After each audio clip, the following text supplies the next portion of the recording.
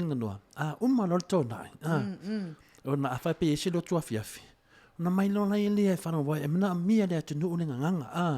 Mana mia le whanau longo lava i tala i mea whale lotu. O maun la ungar whai whi au. No mai lai le atu e ta tau atu la ma le se pokalame o vi inga. Ia ma nei e moe a toa le aso. A toa le aso. Wa o le aso nga fua e tau le stona. Ia o pokalame na wa wha le lalolangi. Ia a o le laso sa. Ia te tau ana pokalame wha le lotu. Le wha malo atu e lewa mana wha pai fo i pa anga masani o tātou pokalame. Ia e meise lava ia ta mama tina matua. Ia maso se vai pa no le lalolangi. E ne langanga maulunga o le vi inga le nā lea. Linga noa e si i le tua. Ia malo so i fua malangi manuela o fionga le tau sana malo fur ta pua. Ia, tau whai whamalo i le alofa ma le anga leo le atua. Mea sinim tāua ia o le afo i wai toi. Ai afo i o lau fonga fia. Ia pe yon masani ai nei tu la tato pokalame. Ia ui lava fo i na whaisi umi o e whealorwa i lunga le Aotearoa. Ia, leo. Ia ai o ngapau. O mea tāua, mea siri leo tau no manu ia mai whanua. Tau no ai la, mantu ai la, ia le sainga bo leo kōki a. O le sainga la, kōki le ingo le sainga. Ia, ala ia kōki e whatau whaloa. Ai whatau ia ilo le ia leo kōki ma. Masiana, siang whaiwhi au, ke ila whaiwhi au whapelo, le tala whaiwhi au. Ko yo le whaiwhi ai kōki. Wa lewa ngau le koe wa ai a o lot. Ia, osa e roi lunga le whaiwhi au kōki whame. Whaiwhi au. Lewa mai au le aia si asi oi. Marikala whaiwhi au. Oi ka leo whai a kōki. O whiara me kua le whale oi se o lau ke asi asi. Ko si lo leo lima o kōki anga i lunga le maunga. Ia, anu ngai la ia le whaiwhi au la stona. Ia lo le whaiwhi au e asi asi. Whaiwhi au la. Tino la po asunga whawhenga inga. Ua alu le savalinga le whaiwhi au wa sela. Tawa tulo le whale mua mua. Whamanuru aku. Fio mengela wa fio ngo kaura vea fulu. Wakakau anga la vea. Nanga leanga no meu wa whai. Ia whawau kōki. Whamalu. Sei uma la e kōki whai lor whamaluru ha. Ia, kaua kulo lor whawhi au whale mua mua. Ia, whamailo leo le ainga o kusinga i lunga le lima la ainga o lunga la e whalo kōki. Ko e haru whawhi au po. E a whawhi au. Nga kaungu o kua whawhi au whalo kōki. Awa makua sela whawhi au. Ai kai peo lau sela le ngai sela ngele la unga mai lunga o kako. Ia, whalango loa leo whawhi au le power falta avale a kōki se i kau ke ai le se i kau kōlonga sela. Mai mai loa leo kōki. Ui alanga whaiwhi au lea e kua kui whafo. Ia laa mai loa leo kōki. Mai whaiwhi au. So my tot. Tālo whao, whaiwhi au. So my ton o le elefant. Whaiwhi loa lea ma kāra whaiwhi au. Kālo wha kōki. Wa vea la le sela kera whaiwhi au. Ua ngalo ali whaiwhi au. O kōki le ingoa le sainga. Au wa merkara whaiwhi au. Ka lofa ki ko. An mea le wo vai a kwai. Wala kinga le ki ko. Ina mala fa malulu atu koi foi. Onga pawar me wo ye le malo se le eche ko ko la passe. Ja, le afaing. Le afainga e ia nga whakaunga o kui kido fufai kula. O le me sili o le nganga ma mafa ia tau tato pukalami. Pape nevo mai vasola ato. Ia, me anga fa malu no to e voi lo fio. O fai spata mala o ke o le ofisa o le fe malanga inga ne fa kumua lo pepa. Le ala wa ele kaofia i Samoa. Ade wale ka fiela o Samoa. Ade o whakau ngā solo a lungo. Ia, maenga na wa e sa ngoro whenga tausala. O la tulona ia lea whaatumula o fōma le mala valele. Ia, o la tula lea whaatumula o fōma. O mawhawhawa ia tarapaunga mele na mori ai ma tau fia i Samoa. Papea pole mo tau fia ai le sunga ia paunga. Tala. Ia o kangonea o titilo atu. E le section ngā. Tusi mai ia, na mai whaipoipo. Le whaipoipo. E li whaipoipo. Te tea. Maliu tō rua. E whāna mea. Ia, unufu ala mawhau. Le ropo i le na mōri ai a tarapau. Ia, tangono lea tusi. Piko lunga. Whaipoipo, konkusi. Tik, yes. Bibenalo, e le whaipoipo, kongo tik. Yes. Le dalo finale. Wa maliu tō rua. Ia, kongo tik. Yes. Kai saulo le i lalo po kekea. Alo tik. Yes. O mawhawhau noa. Kaunanga pisinia au le manabarele. Anki o saunga. Kikira mai si tamari lenga le immigration. Ya. Ana kikira kumwaka kalipara ke mi siri mai ai. Lama kango tiki mo me fa. Okay, qualify mo me fa ngano. Okay, fai poipo. Okay, le fai poipo. Mo ki ko lua. Ua keke. Tivos. Ya, ora ke qualify mo me fa. Nga fa pena ia dia. I've seen ia mai da. Ngo fa no le ai. Okay, ora o manga. Oa dia. Ya. Ngo mane, whakakari ke me koe fo mai ai. Whapea. Peka fia, wa. Koe mai whaila o pepare kasi. Yo kang nonia. Le kusia ilo se mea. Blank uma mea koe wha. E le whai mai ases. Nga ulon le i. Longo winga. Nga whaina vai le kako immigration. Mane mano. E monia paunga. Ane au ke lakwa uia. Whakumusi se la o fom. Ane leo monia. La so fingalu ye. Ya. Mana ia fo ia lau saunoanga. Wai pi wala na tala noa ilea mea. Ele se mea i ono mōli ai se si. Wai ia te au ia. Pe umana o tātou e iei fesili ia. O isi pe o malanga mai nei New Zealand ma le alu o mana saune ia tātou. Ele iangi ia fesili. Pa o lawa fesili po le almeo e aluai po o skanga kangu o fea ma fea Ia, ia kia au ia. Nga fo maa ia lo mea ngā whai. Nanga mafua ma ini makampangi. O se mea lawa manga mia e whaia kapangi a mako, lo whainga renga. Ai musua e sengi, e kere sengi. Pawal mea ia ka umai a oe. Nga pawanga, ele sengi, ai le sengi e kere ki ai. O ngā langa o loa ai. O le mele a mai. Nga o se mea vinga le whaelo ai pe fianga kambalanga aku. Ane a wa vea ma mea wa vinga le wa resta i wa kawhi ai. Nea nanga o kauna whakaikai. Whakaikai mo mosengi umar whaanga. Koe whakaikai muni le se mea. O le mea nea lenga o saurole le pōn. Whai mai no leo le kana ale loia. Loia nea le mauto vinga. Whai mai lo o kanofa makale loia. O kaunga whaakumu menga. Mai loia.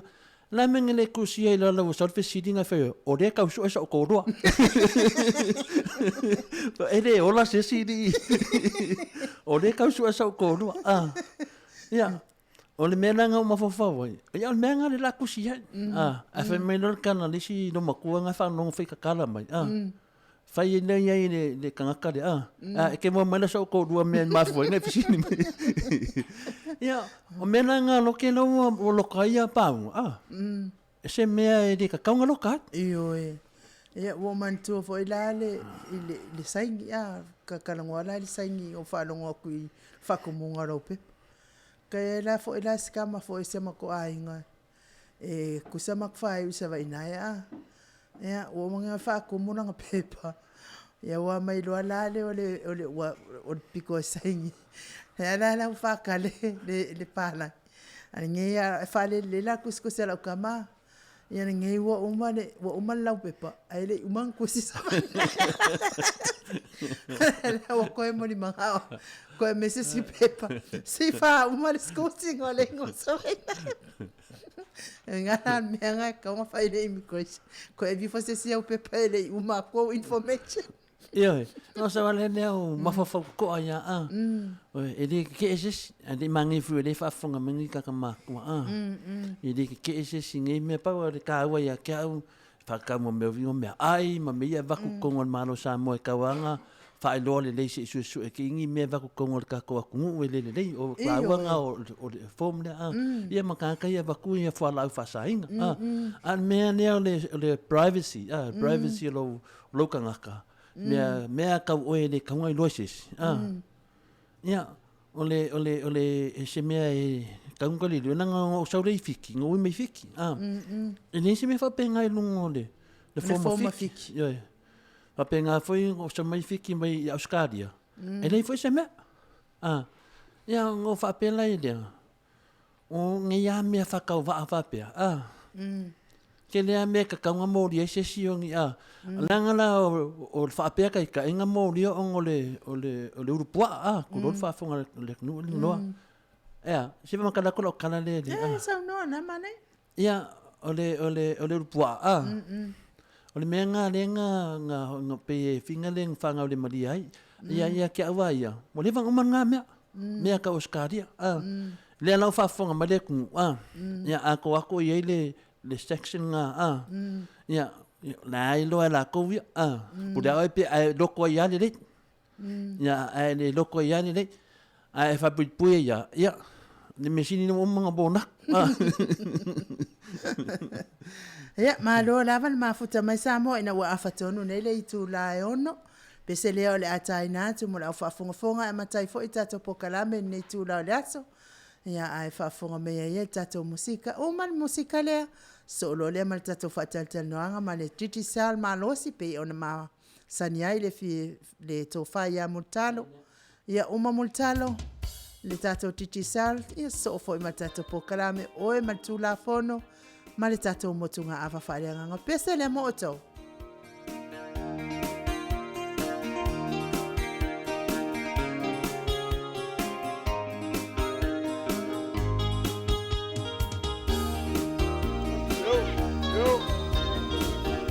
Son ai momoa.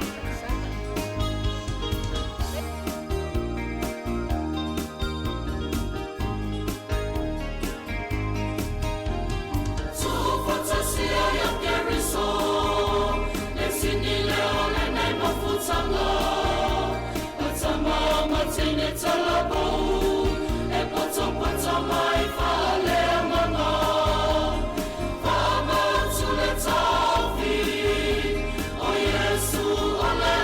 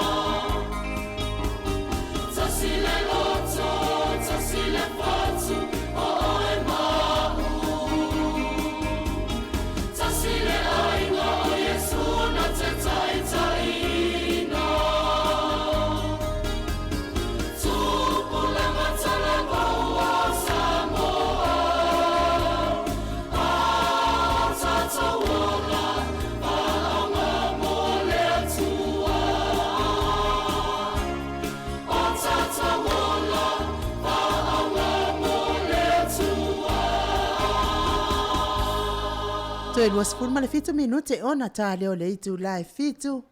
Ia, malo lava le ona sa mai nei tu la o le fiafi ia la o fionga te pau fasina. Ia, fai ia sau noanga pe wa mai sia tatou malo i Samoa. Sai fo i malau fai malanga atu. Nei aso na e malanga atu ai. Ma nei ale ninga noa le a foi le ila umalanga le fia ia la malanga le ila me na fia de o fenga malanga le te le me na fai le duaso le na wal vai ia wa we fe la wal mo le duaso wo loi foi te li ta walu fo se vai aso ma ta to le nei ma aso ia so tofi as falele ma nei ia me sa ta to ia fio sa mo vai ta to ainga wa te le ale swing al ta to wa tunu I tangata foi o malam lama turanga foi ia te baba ai foi ai wa mana ia sa mo ia tatu wa tunu pa wale me o vesinga ia o no me ia o no fa le ia titi mo le nga ilunga o le lumo na ia o le matua popole le tatu fainga malo le ia e wa le to ia ni me fina le o to so nga o pe o ave me o vevesi le tunu pe o pe fina pe ai sal me lo ia wa o des foi mele nei pe wa tani to atasi ele fionga le palemia ia tele o finale o fasea le tunu tani to atasi pe folinga mai se me finale inga noa wa pe ia na le ngale sifia o fea mai ia le ngei mawangwang o le le ai masis kan ko kasia wonder why wakafia I loa pia sia pole me de hanga va ia ko kele ole o tangata le malo e foi lunga le media po tangata foi le malo sia ta vai to ia po ia le vota no dia suia Australia I sunga ia vui le fionga ia vui na ne wala tu vui kalu I solo ia a mese foi ia tele o te me vili mai le pale mia ia Australia I tato meeting day ia o lo vai o vui walengi vili. Walengi vili mai. Wale ai angi vili. Ala wai o tato sui. Wai o king fai popo. Wai o sunga ia talapaunga. Wai o le fionga ia vui. Ia, ole mene nei. Ia wawai nei lunga al muspepa male. La wai o ma toru lea. Ele se sui a New Zealand. Po se sui a Amerika. O New Zealand Amerika ia marolosi ala to lunga o penga te whailang, o le alu I te toni o kai peo le me whingana le whai Amerika le maringi, lo tau nona maringi. A le ami lai stand by e kukuai, o le whatu sangana na o atu nuu nei e toru, Amerika ma New Zealand ma Australia. Australia la le maringi, lo wa land le aeko, wa land Samoa. Wa kalu iso le lunga muspepa. Kalu iso le vui. Mata lia fa fa ninga nga vui. O le ta alopa aya Samoa ato. Finale o le fa ninga na avanga kaua. Ya la wai o. Le o tam satwal. Lunga muspepa, lunga TV. Akile vai ka loka. Ia o ngai uso lai ki nga mua. Ia po le al kau fai ku I o le Lenga vai lewa o lo ma fo fo tu ia. Lo atu tamatua. Ia lo mua le malingi. Ale amina malo o fatasi dei fafo. Amerika manusila. O lo fa pe nei mai lung. Na tupu se mea o mai ato al vai. Ia o lau na fa liung al mele tupu Samoa ngano. Na o fa longo le interview a vui masina mua I le ET Live le astona. Mana ia fo ila le saunoanga vui masina mua sauni unia te fo ia mo le whainga pālo tau o lo mua I luma. Ia o le alai to o te le ale saunoa whapea e le qualify ia e pe le anga waa ia vui masina mua le anga le tauna toru tau sanga ia o mane wha malmana vui. E wanga va aia pe a fai I kalena faile whainga pālota. Ia e matalia o tala paunga ma kin fai popo. E leo ni fasa lau pe o le sunga ia vui. Le teimi nei la. O mankua veli ia New Zealand. Ma Amerika. Mo le teimi e.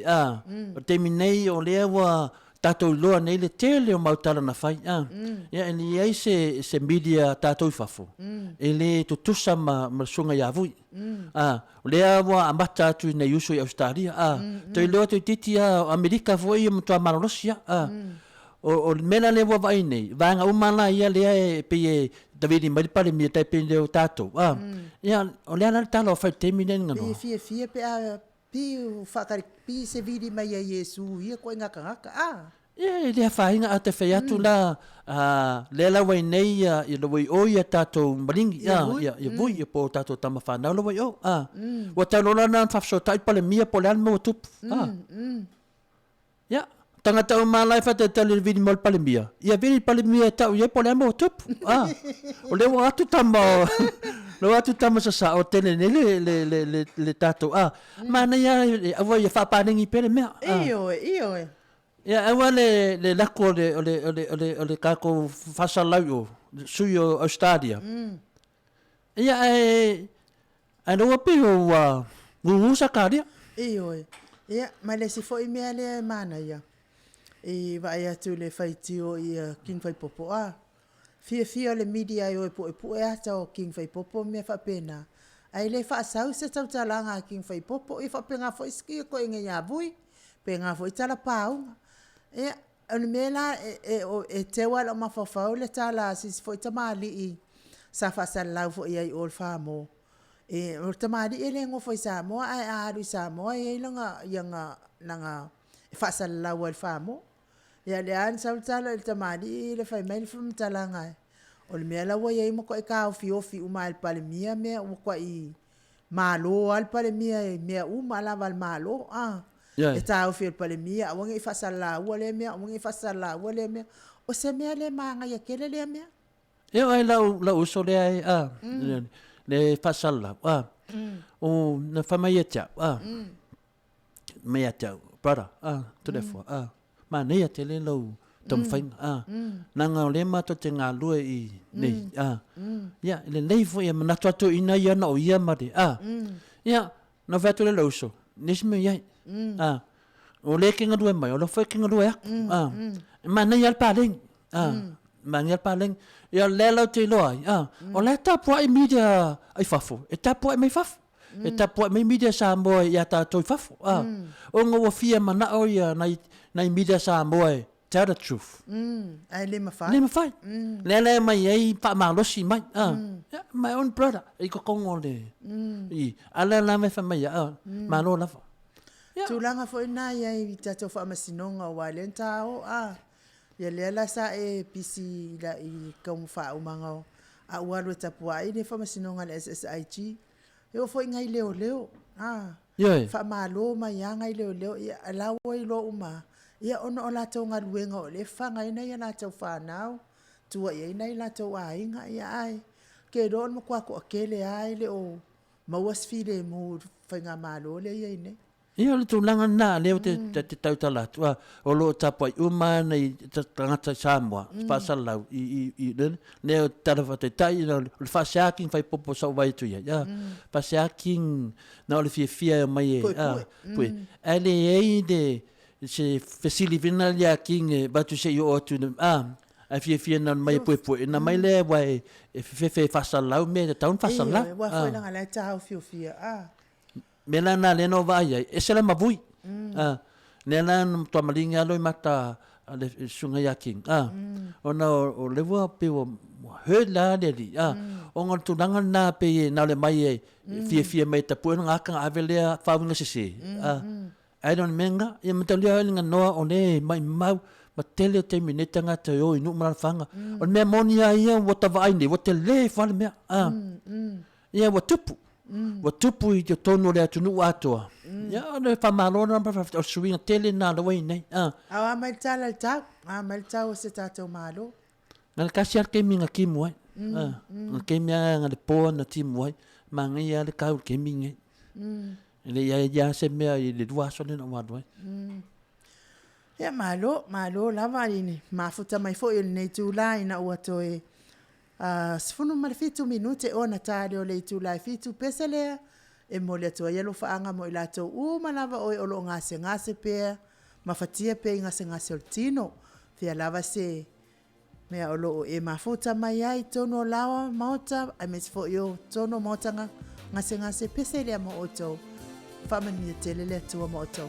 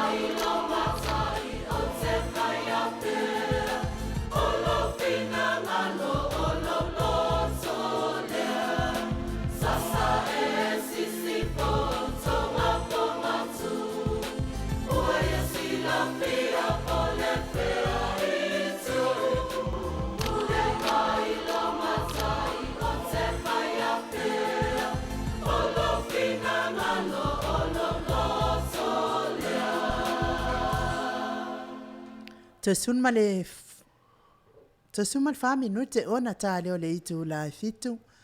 Ya. Lo fatatalia pe tato maftanga male tato titi sa.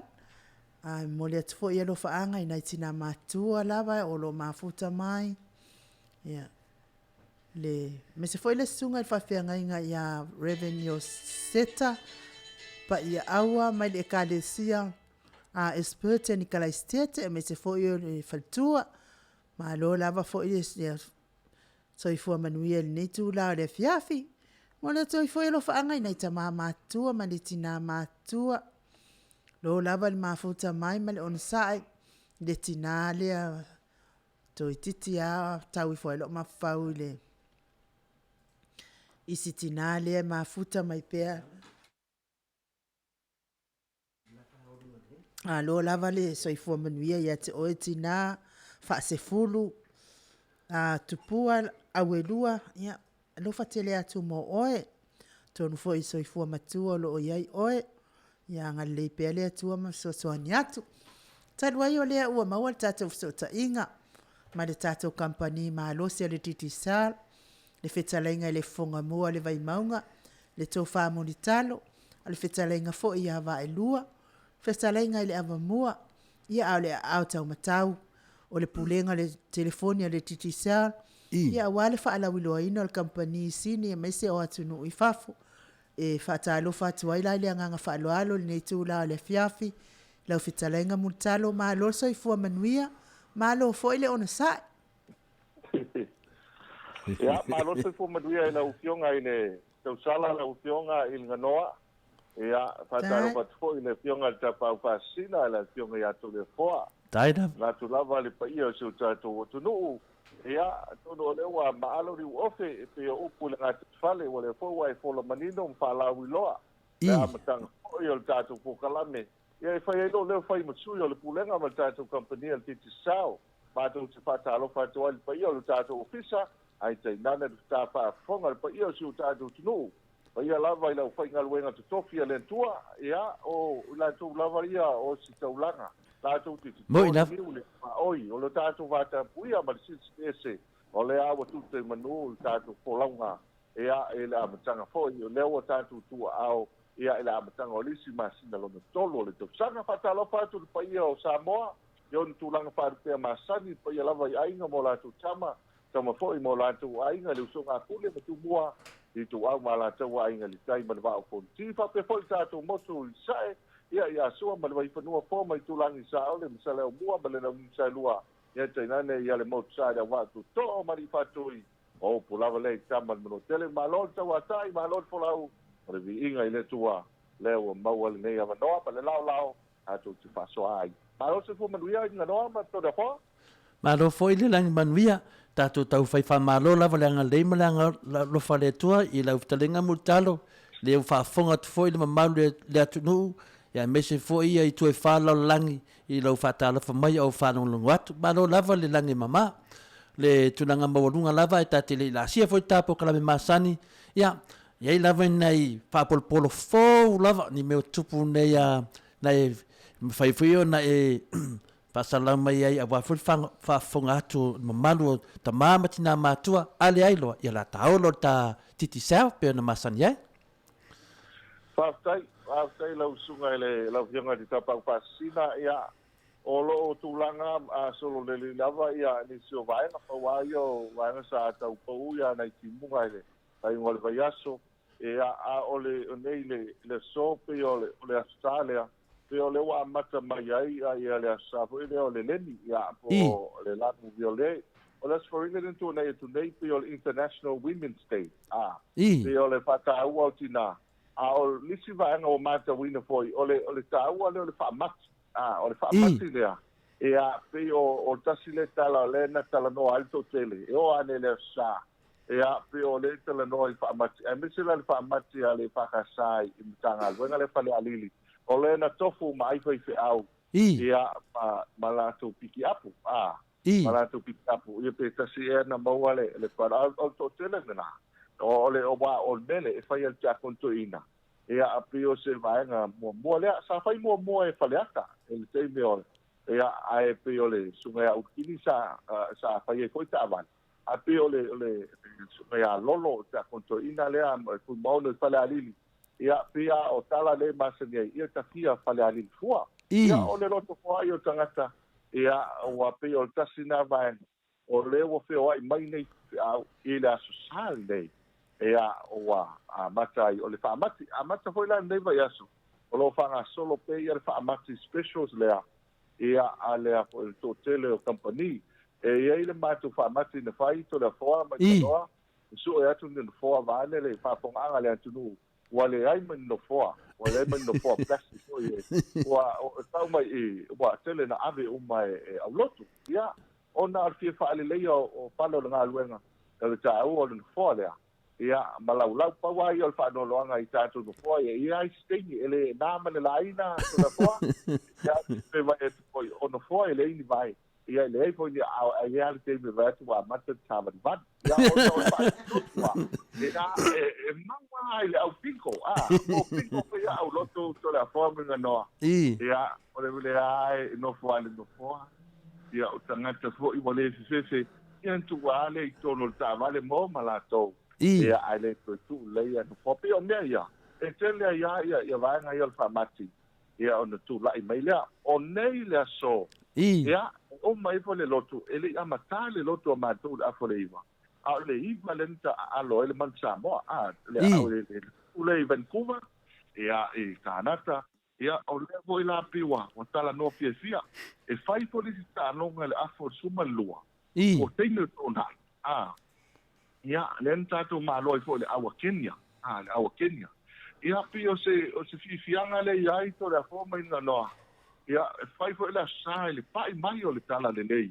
ia ai ese foi le foi se fa fi lo o le tali me o tato au le mansa mo ia le la wa sa u ni mo tai au o tai au la le la a ta alo mal quarter finals o le ia o le fo ia le mal au falani ia apela o tasi o vai ia e matu te tau no tu falsa ne ia e fio lolo fa soa o le upo tu spa ia a be na o la kapi le mele tala no al matu o le ia branga fa lo to la forma inga no o sfi fianga na o tato tu no ia le lei o le nganga fia lava ale e mai ale tu me fa fia i le tato atu nu ia ono tato atu nu e sila mai foi le tu si temi pe wa fa mua la kapi ia fa muli ia le tapa si lang ia le an tof foi le tu tato ia vai mai foi le tu to sui foi le me ia le la wa fa fia foi tato avu man sa mo ia le fa fonga atu le atu nu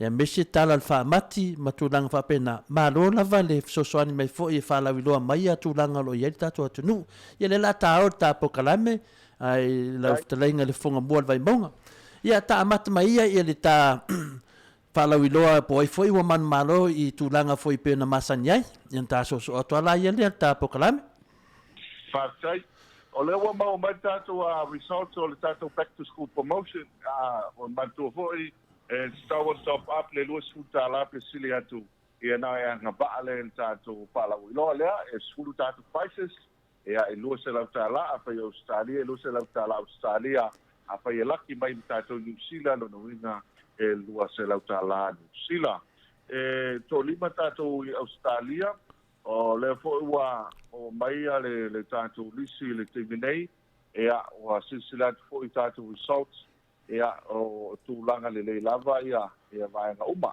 ia ai me sei fo le timile sa fa nga solo ai le tato sei o la to le wa manu malo ia e to tolu ia mai tonga ai to lua tatou mai Samoa to lua tatou mai Samoa le ala wa manu malo tatou se il vai aso na yatu o le numero mo mua o le ono tasifa lima tasiva iva lua fitu iva tolu ono tasifa lima tasiva iva lua fitu iva tolu o le numero Samoa le sa top up mai I Australia o le fitu iva lua tasi fa lima fitu iva lua tasi fa lima e lua sutala ia len top up mai I Australia o le tatou numera o le ono tasfa o no fitu valu lua tasi ono tasifa o no fitu valu lua tasi o le numera sa mole sa top up mai na o le fitu lua ono pa valu tasiva fitu lua ono pa valu tasiva lua sutala foi ia tatou top up lena o mai na ea le fo ila un fayono mau ai le vanoa ea manu malo le lua se lau tala Australia ai fa pe fo tatou I Samoa mau le se lau tala ia mo tatou ia maranga fa loaro ia malo lava le fa fonga atu ia fa tai foi mo ia le manu malo ia au nisi le ia fa tai lava me sili lo fa fonga tu foi le malu le tunu le wa moa ia le tōrua mātou namba I o manu malo o Samoa ia me se whene usa mai tonga malo lava le la tase atu loi ta tulanga ta krede ma whalawilo mai po ani ni pongesi fau I wala e awala I tatou telefoni tatou telefoni ia manise o tatou whalawiloa ele te melei o whangasolopea ia tatou supaseki tatou supaseki teira plans le ele te menei ia pe ole tawa lava lea lo fanga solopea o le vai unga le vai aso le tona e tunei mol sil fiel tatou tunu alesa ele te misa motusia le tatou wa pawa mo le el tise ia le tatou el tise ia maina stonai ele talafatai pia le suma lua o le o toso le tatou paipa le talafatai ina ia mantua mausali malelei anto toa ia ile vala io fale le malo ai mesel tato ofisa le plaza e o le taua le na o le ua ia nei e le sota inga i le tele vave le sa iai le lan toi toso fa le leima toi fa mautu mai e isi vaenga e taua tuai le tunu e le te leo le sao le tato piti sao o la ngore foi la le fia o nese o le mamalo le tunu e mese falpinga luenga lo fangaina i te lo fale ia a mata mai lava le fala le malo se o mal faltupi tonu fa solo mai o le wa fale le a tili pe al chato faipa e matoso fale le i le pito i lalo malanga falo alo ia pe o tasi le vai no tato telefoni ia lo mau pe tato telefoni na iva tala o lo fa solo pe i le terminei ia malanga falo alo ia malo lava o le ua tasi atu lisi o ta se atu i le TV le se fai mai se tala TV na fai tu le se mea wa uloan me le malanga tuai Faftai to le fo o le tato TV e tau tala mai ngā whaaloalo e o le po ana po e a o mato e fai ngā luenga lava a o to tele o tangata e mana o meal install wai o lewa o whasa o nei le te milena e a na mawala vanoa o le matamata atu TV e a pe o ta alonga o ta alonga ia sa o le super sul lima le masa ne tau e tano pe tasi a pe luan ta alonga i lunga o local TV stations o po tato ta alonga i lunga a le ta ua la o tato TV the Sky TV ia pe o vale tele o tato channels i o le ta ua le na e mwhaiona e matamata a le ngata i le te mau umai an tele o ta alonga o le super sulima e o ta alonga fai le vaveao e o ta alonga e fai le tuneva le afiafi e mau umala ia o tangata la fifia la kapi e o tasi le vanga taua o lisi vanga taua sa matawina e le ngata i tanga polo mai si vanga lo fanga solo pea e longa tato Sky TV e iei po ina i po kalame fale o onga le sa matawina po i nisi o le maitoa kai le na maua o le totelo nisi o le whana wa onga e o le ua whanga ina tato Sky TV e maua ile poto sala lau ia e mese foi mo lato mea onga ia wai pi o le taua lea ia se longa e o le internet whantua tau maua ia whamtalanga o news foi o lo maua mai fafo o mea lo tutupu mai fafo ia o le tasi le vanga tau o leo o mwhaiona o na foi na silsila i mamai mo ai ia i le mamalo o tato tunu malanga whalo alo to le wha malo lava nana no fasili tu langa lea ni men tupun mene no malanga tua wa mina la utamae fia papi ia le onanga le si mengole le tis e papi no lo lai e le se senga entena mal mele papi ia le titisau o le talala le toin mana mia se mena le na no la toi loe fa so ta ia la uftalenga ia mafai lo ia le mele o le na ia o le si foi uso na la tia fia papi o le mele nei wa tuai le wa tele tangata wa tele ainga wa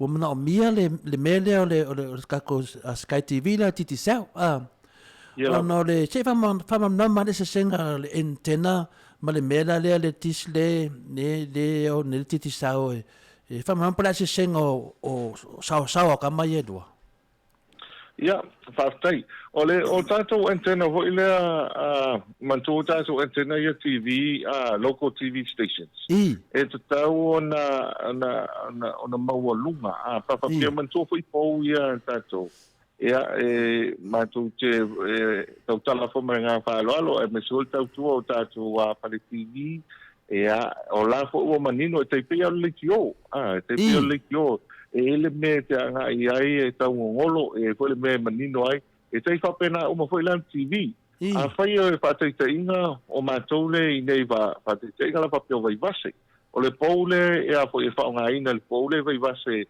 e fa nga no no inga po lungo le maunga vai a patei te inga fa pena a fai la e tu le fale tu o se maunga po se vai foi le le maua le ai no inga se ilonga e tu lunga le antena i se tu langa e maua lunga atu ina ia mwhai na maua le signal o le tāua tātou Sky TV o le satellite le lunga e mama fo i le pio satellite ia so i o le tisu atoa o a mea ho le masana whai o Sky Pacific wai o whatasi mamato ai o pei fo le o le whainga o le mato satellite le e mama ho le whai tu lunga a sau i le ea e mwhai au na alu i tutonu o le tāua ho ilea e ngā fia i lunga o le o tako satellite pa ilola I ole po ele masini le na ina sa ole mea fatu ele sa teriti ia na mago le sino lokalo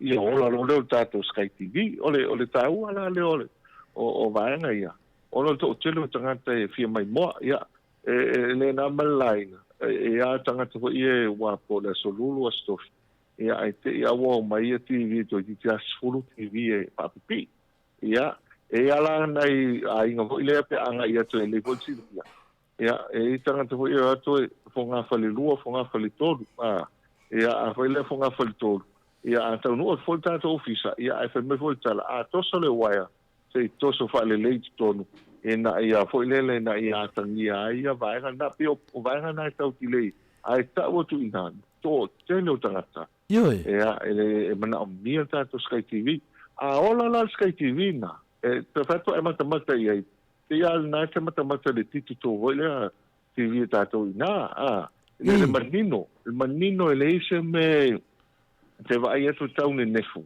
ia pe la utalana fato ta ile no fato in manon no va ile Sky TV al fai aule na to lispi mal TV ola to ile po le local TV station ia tu le tau le manino se le matamat ole antena na ye swife au tu lunga falsa pa solo a lunga mane foi o te lopo le lo vane fa fonga le tunu po le lo foi le lo ia ulu ia o tu ye lunga mal antena o te lo le tau fa pinga ina ia mau ai le manino ina o mau la to Sky TV Sky TV vane fa fonga le tunu na lunga le apa le falta vale le ale foi al foi ia nan tu ai lunga na ele tele se me anga ilo ai silia tu na manino ia o talala na la to ia se fifia ma wai foi se fa ma ve ola ta longa ma news ma me tu lai mai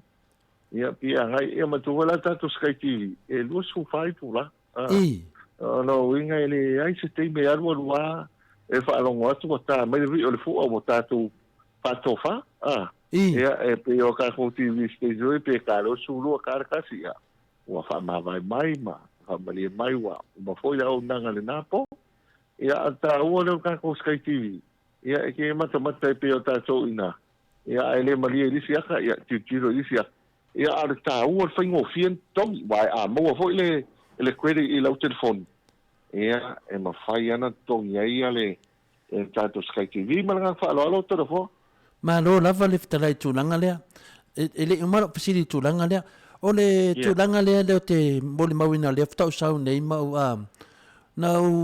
ai avanga la manono ma mau ma i melo ia ile TV ma ia mato fato ia mato fale na oso fafo pili le antena ele mangingo ele mangingo ya uma ola te mile watale vi ia tato wa fato fa mai le tato o nanga TV local fu ngale wa leva tamana te pe ia TV ya le na wa te tonu ia va ya sole pe le tisle falo mato fali fato ia wa mol mawina la va ya le si me le duas fu faito la ya o faito le la utama ya on sa po le on sa yop tonu atu la ngale titi sa va ya sole fa pe lo ia luas full fight tu la mata so se me lava ta longa ma me pena fa la wilo mai le fa fo atu do manu le tu no sini Australia nei o le wana na sili na o fia ai o le te fa tu pe tu nei le TV o matu e fa tu pe tu nei e le awala le lunga telefoni ia se tan le fa ma tili mai ale fa inga le te tongi atu pe fa pe o to tele o fa na o le tu no lo fa fo nei fia se wala fa pe na te tongi atu nei Australia ia TV o la to matu e lunga telefoni se fa ma tu langa le amutalo fa tai to le fo man tu fo ta to fa lo ia fa nga solo te mine e na mata mai lava i to sanga tu na e o to tele o ta to fa lo fa pe top up le luas futa la pe siliatu se telefoni piti sa moa ia ona nga vale o le tau le kwere le la fo mai o tatu ai nei na e la fo mai le kwere na ina e faina alu tono le telefoni le nei piti sa alo ainga po o matua a fa pe luas futa la Australia ia pe tu mai nei ia po fast futa la Samoa o a fa pe fa va ia so le fa ita to promotion a man tu ta tasile masina ma renew le la foi le sap po le pili voi le alta to TV ia ole credit le fa pe a mai ta luas fulu i a foi i vai so ta itas ia e ma wa fast fulu a lo ainga le nei e o mai fo le masina pe fa pe le fa ainga la credit e o mai fo ia mo tu titia ma wale ia por se la wono suta la le credit le wa tu tono o telefon ala te ta alo mai le ta longa voi le back to school promotion ta to le ia o le teimi lava la e o le fai un le masina na pe me ole TV fai mai renew na o lo tango al tangata le ni Samoa o mil faftu lima tasilima a fa pe fai ta no tu tonu le numero ole box le no le TV ia tu e lo male sa pe renew ia na fai mai ese le valu iva ta la mai lo credit na ia le fa so longa na ia pe lo le select le wai lo no winga ia se confirm ia no TV no winga la e ese mai le valu iva ile credit nei lungo al telefoni alo ainga le nei ele motu ala le o TV ala motu no na pe pa ngar credit ala foi ta alo mai o ina ile lo suta ala le mai na ai foi la te manu malo se no winga mo la ro se la ta la Australia ale foi mo credit alo ainga le vai to tong in credit e te leta walu le officer e ma faina e alu le officer to tong ai e ma fai foi na to tong ia o la credit ia la TV fa pena foi la TV lo fai timine e to tong ia le credit ia ona o te me pe le iva le afiasi e fa na lo ta wasi ki lo credit po atole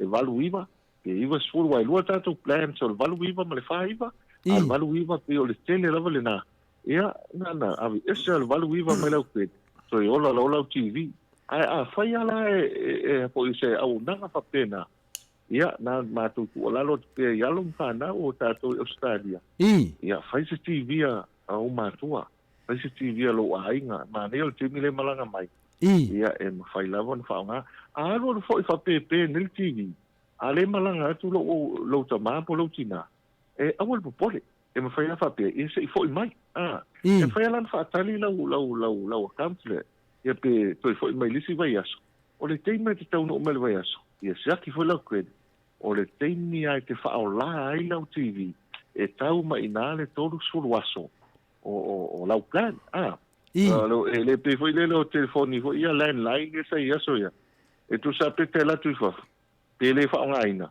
e te sa wat tongi le pit ai o le meta ua la tau mafai e le seimi le nei ia e tau fai ia maua le avanoa ia mata umaia le totele le mamano le tatu tunu ia i kelo teimi ia maranga falo to the form inga no ia le tudanga na o mana o se I fama na matini ona o te no to tele yo mato nei e fia fai me alofa tu nei mato I Samoa tudanga le mutalo o fa fai ngo fienen ona to tom paule mea o le teimi le ave install le tisle e fua ina ia mawhai na saure po kalambe le titi sau alu sa o TV wal mea moni a leo te talano atu e nofo ala o to ina I numar TV mata ala nge nefu ia TV pai mai ia news ia lea la o na se lea tu langa malaya ala mai la le tato titi sau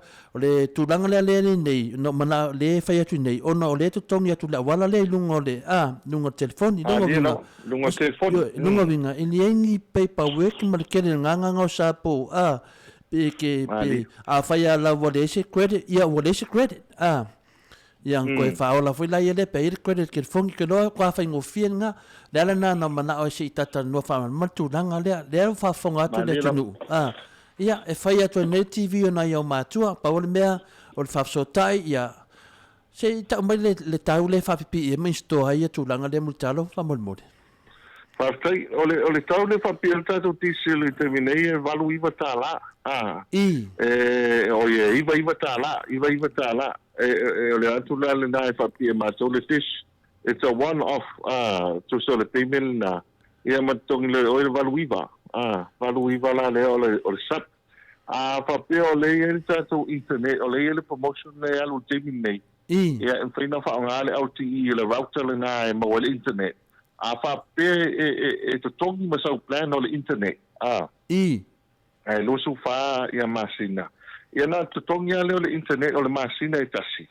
ia fa pe fo ia la valuiva le ia on a free le o le install o le una tala ele to ngia sa wiva o le afoi o le installing o TV ala woto sa o le iva mo la internet le internet la na le voucher te fai pa pil fale ia e fai na connect ai ma fa ngai nai le ia ta to au nanga le mara fa lo le internet la te le o gigabyte mo le internet le masina o le iva le ai mo fo I tātou waenga le fale I ala nai le special lai ai lai tu ia le sulu lima gigabai ele teimele nei ia ona o le totele la e faina alu lunga ta o le internet le na ele loa ia le teime o so le promotion fa fo sei e te ia wa mai fo sulu lima po lo sulu ia pe o le anga I lunga ale ta o le na o tātou internet le na o le wa mau fua I malau install le o le Sky TV malanga whaaloalo. Ia, le leila as a option finga le pea wha pea na mātou le ia mawaila le fuli ena install ma le sifo I ngā pe main no minga la le luala ia tupe te tongi no tupe le a foi le internet ia ma le tupe o le masini le portis le avakwa ia le ta se tu lo ta vang muli ta me fina le GPS I ta vale ma tu no fa pena fa taito le fo ta tu GPS la valo fa solo il terminei ia pe le ta wale o le vanga le o mo ta tu ta vale to telefone nisi o le tu le fo ia mata wato le wa to no mai to tele o nisi fo tanga I kalisia a me se fo nei tina ia mo la tu kontanga I nei eu tau so foi tava le rentals ia le foi so tai manisio matu ai no manisila le fatua o mau nei le chef mana o mien ta vale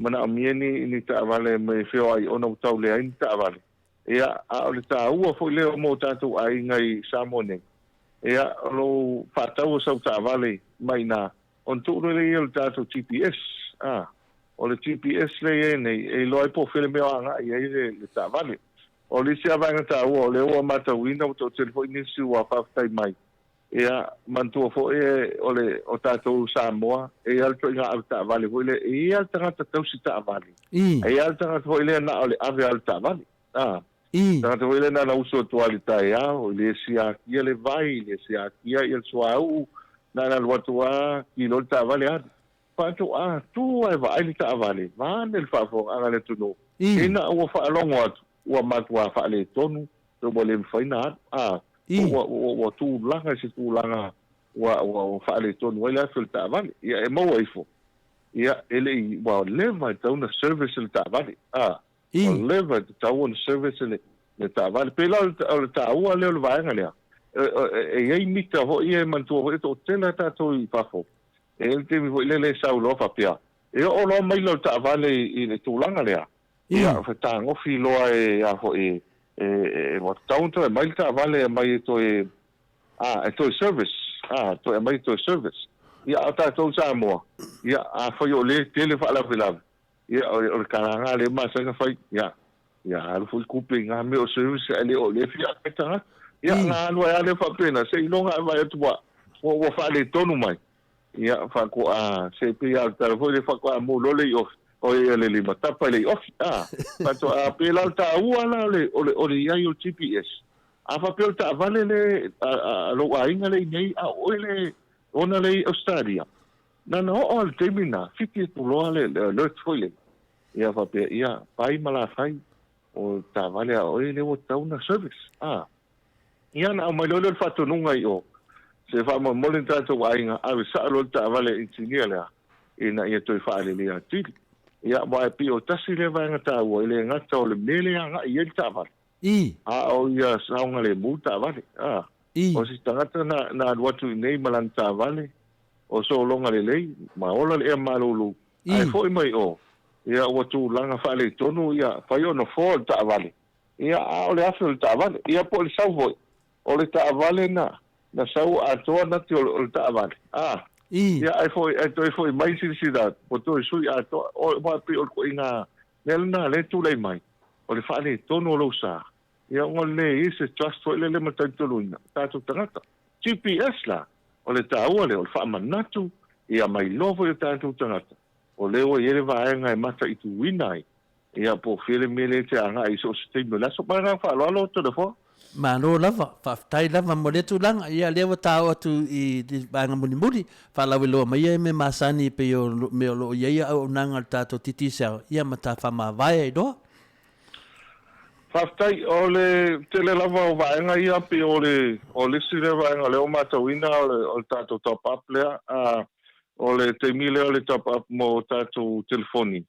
O leo iele leo o e to la whangaso lo tato unlimited i tu la i laso.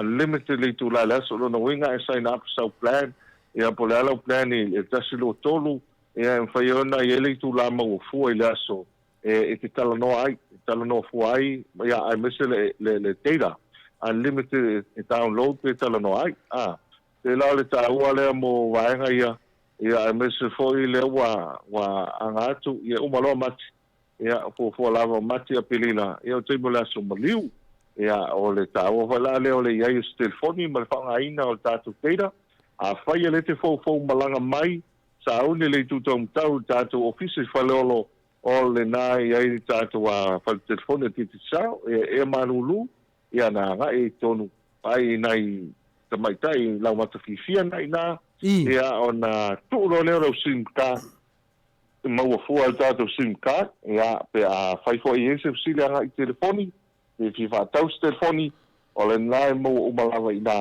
ia ma le ngā whaloalo o le tātou app leo le Play Go telefoa o le ufanga solo le terminale app le o mau fua pea mo le malo le tunu ia o e fata do channel so le Sky TV nai lunga le mau fua i lunga o alu fua pe le terminale nei panga ina ai lau tera ia le titi sao le na le app na le titi sao o le Play Go o le taua la vanga le vai so le tunai le lau po fa popo ia ma le TV tolu o le tasi lea local TV stations pe o lea la wa whaataitai fo e titi sao wa apa fo i vaenga ia wa pe ia upo le tunu e tasi se unga awa wa maua ia manuia i lua malono wina i le ngata o tātou TV o le stations ia i lunga Sky TV e wha e sa ue malakapi ia ma le station na o TV tolu ma wa la wa fia wa la si va na TV tolu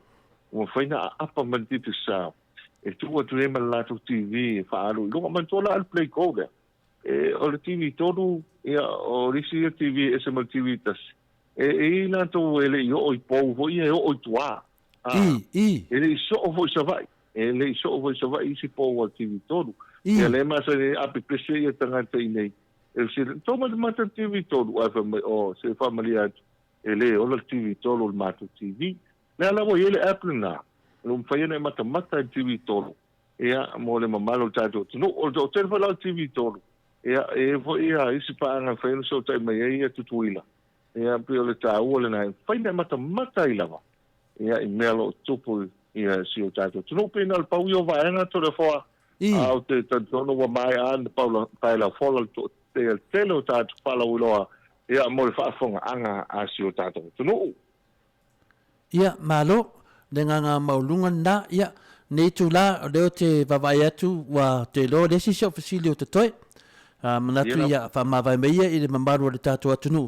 Mo fwisiawa no lewa yaso ia tātou toi whituwhai fwoi le anga leimreanga le alofale atua. E whalauiloa ia tu langa ia awa ia tātou a inga i Samoa, ia nā wa kongi solo TV3 ya ele au la to mam lama i tu atu o lesi motu tele o tātou i savai ia mesenu i tua ia le alava wa mai lava TV3 fia whaalawiloa fo I lato I lunga le tisi lea e ma fo ina umi tapo kalame nei po e tu at neva no e te fitalai masau noai fo ia lau sunga le awao ia polo fitalenga fulfonga mua le vai monga mutalo ia mo tatu atunu.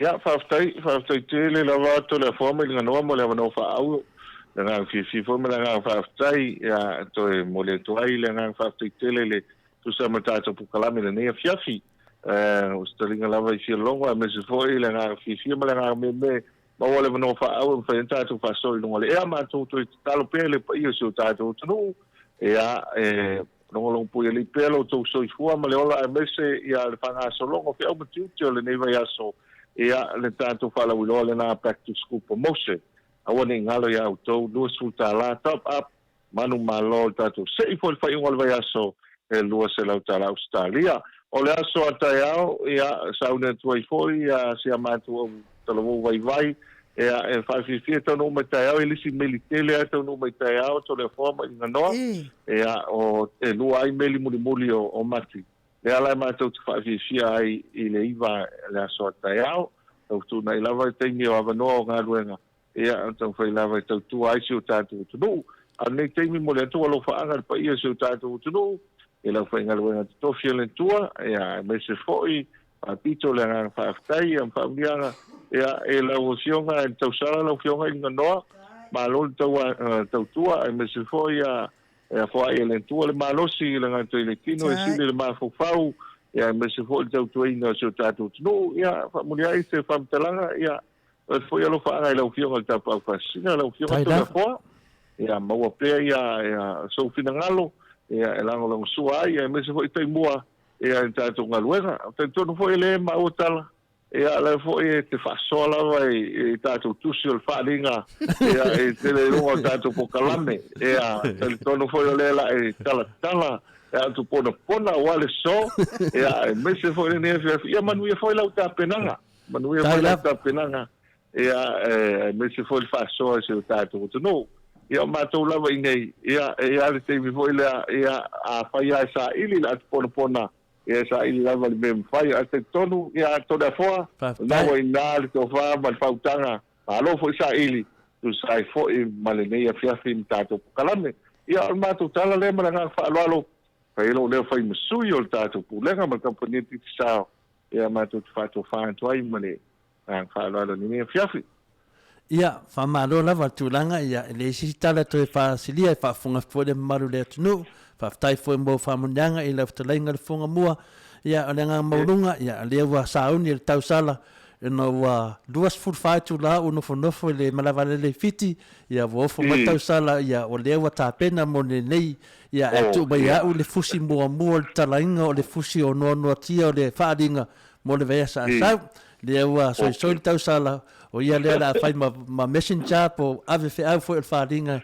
ne yaso o tulanga pe na fetalai mo le tulanga nga fa tele le fa fonga le tunu ia le uni foi le tata no e winga le tis o te taltonu to tele alum fa nau I Amerika New Zealand fa pe fe Australia la to te mana e fa tupe atu nei ia le tulanga o TV ma unanga titi sa ia le lava malama foi fa tupe atu lunga I credited EFI e le vini pepa e saingia ngalo pepa lava le sengil tamai sa mo nga maulunga fa aftai tele mo fa no mai lo temi e me se foi ia sila fia le mamalu le tunu fain avene au nanga fa sa lawa tu e fa la langi ono lango malosi tato titi sa fa mania le tu yo tua o lo fa pena ona ina lua I pea I te tono de ngata titi sa tono de karesia e me se leva ainga o foi lo e tu le foi awaia ia tu fai ona matamo asin patu ia fa mania le tu la mo talo e le mo sa fa matai e tau tu ai le mamanu le tunu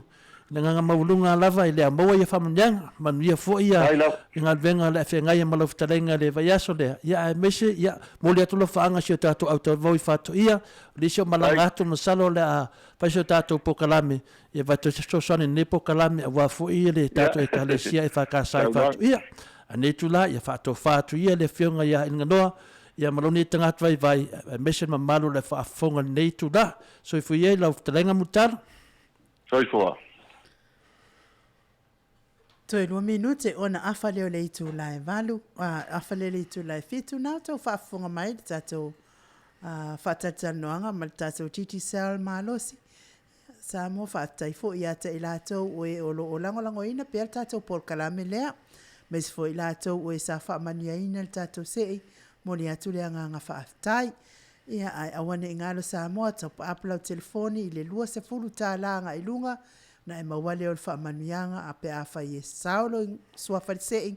Mawa o le lua se lau tā la Australia. Ia ai maua fo i le olo e topina le telefoni le se lau tā la credit. Mea le mo le atuai le whaatai a te i lātou e olo fia pēr e avea le tātou digital ma telefoni ma company whaonga ina i telefoni ma lo whaatai tau tua tunu. O lau lava nā sene, i o lau fo ila nā maa tongi, i a walfa lau leina o tātou atunu, i a pei o na ngā lue a titi seali Samoa. Pese leo le atai nātu mo le fitalenga i a mutalo ma sion tausi, i a mese fo ile pūlenga titi seali a fionga i ale au pepe, Kristu ia, e mese le mawalunga o le pūlenga titi seali, pese leo mo o tau ma lofa aftaitele fo ile anga le pokalame, Pese lea mo oto mais fo ila tau o e sa whaamania ina sei ile nei vai asa. And I want to remind everybody, just because you put entrepreneur in your Instagram title, right? And you went and printed 8 t-shirts that came up with some word that is now your brand, doesn't mean you're a successful entrepreneur. I could put basketball player in my bio. I play ball. Guess what? I don't get paid. There's a big difference between being an entrepreneur and being a successful entrepreneur. I believe in optimism.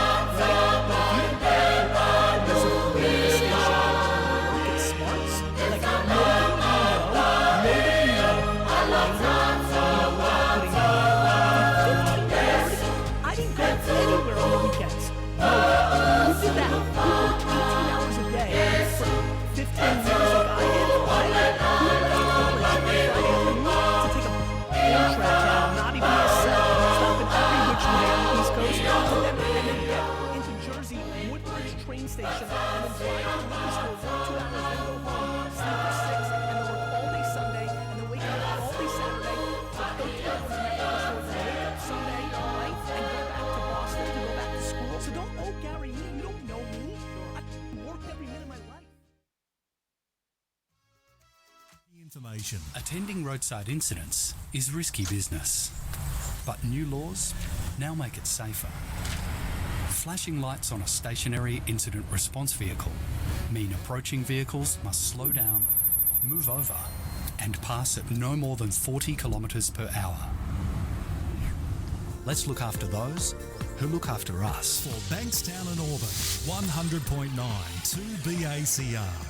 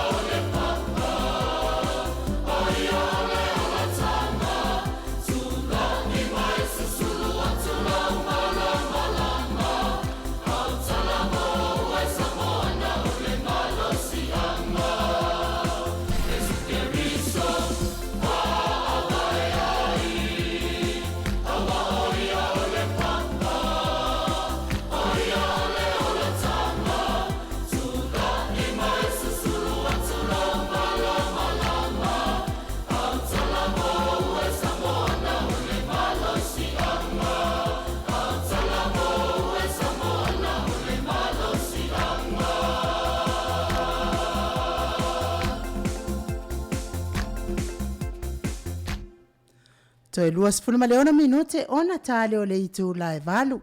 Ia talua i Samoa ia wale o mawal tatou fisota inga mal tatou lo ia pe o pokarami masani ai o oe mal tu la fono. Ia o le ala o le a tatou arusa o loa i le tatou pokarami tatou motu ngā afa o ne yaso. Ia pe fo i ona whaasirisila atu i le vai yaso tuanai. Ia o le au tamu whai tatou motu ngā afa ona o le sa le staime su e ai le fionga tapau whaasina. Ia ona o le sa whai malanga. Ia o lea o watato iai le tusia a whaalinga, le watato tusia whaalinga e wha, ma le lima, e lua tato tusia whainei o le tusia o le whaalinga e wha, ma le whaalinga e lima. Ua tuana e ne whaatangata ma ona vaenga i pei ona tau whaamatala i le tusia whaalinga mua mua. Ua umafo i le taimina tu ina atu e le atua i maa lo e wha la tau te pūrea le lalangi. Le malo papelonia, le malo me time pesia, e leni maroma. O lea la tātou te whaataritali i tamatama i vai se fulu. O le whaatangata i le taimi e whaatau nuu ina ai. O le taimi la nei. O tangata nu ese. A whai e te le sila fia ina le winga o le tangata nu ese. O tātou. So se tangata lava ile o se atali o Abrahamo isa ako ma Yakopo. O tangata nu ese na. O lea la i aile ava no o tangata nu ese. E o mai aile whao la tanga le atua. O lea ole a tātou tala noa i mea ile i o iai. Ai o lo iai. E ui ina le iwa aia e mata o tino. Ai a whai meltu sipa ia e o iai. Lona winga iai. O le whamula wa fionga tapau whasina. O kia kai whai kau kusi o ele o ele. Pe mwhai na whai tau mai tā. Whaalinga na. Whai mua whamon. Fua mai au leo tele i moi lo malanga mai. Ak whape ngā. Whai tau tau tusi o le awa i tangata mātua. O le whaalinga i whaale te mana oe. Ia o lona whai upu mua whamon mole. Ia, te sekina maka. Ua mawai atu ia mea. Ono owilo atu lea. Whauta. O le whaita toa ua hawa noa i le langi. O le ulua i leo foi na ou whalongo ai e pei o se pū. Ono tautala mai ia te au. Ua whaapea mai. I nāsa wia i lunga nei. O te whaali atu ia te oe mea e tusa ona tutupu a muri. O nā ui lea nganga loa lea, whauta foi. Ua tū mai le nofo ali i le langi. Ua tie foi le tasi i le nofo ali. O le tie mai foi, ua pei o le maa ia sepi.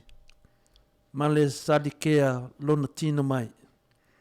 Ua si o ina foi le nofo ali e le nua e pei o le samaraki lona tino mai. Ua si o ina foi le nofo ali e nofo ali e lua fulu ma le wha. Na owilo foi o e toe ina e toa lua fulu ma le toa wha o tie i ia nofo ali. Ua ofu i ofu sisina. Wa ia i lātou ulu foi o pale auru. Ua mai foi wila ma whaititili. Ma leo mai le nofo ali. O sulu foi e fitu o mumu wha malam lama i luma o le nofo ali. O nganga ia e toa fitu o le atua. Wai luma foi le nofo ali le sami i tio ata e pei o le maa tio ata. Wai Whai upu mua whamole. Whai mua, ia. Nat whai upu mua. Ia. Ua mawai atu ia mea. Ona owilo atu lea, whauta, o le whaito toa ua awa noa i le langi, o le ua i leo fo i lea na au whalongo ai, e pei o le pū, ona tautala mai a jau, ua whapea mai, i nāsa wia i lunga nei, o te whaari atu ia te oe mea e tusa ona tutupu a muri. Ua mawai atu ia mea, ona o iloa atu wai lea o le whaitatoa ua awa noa i le langi.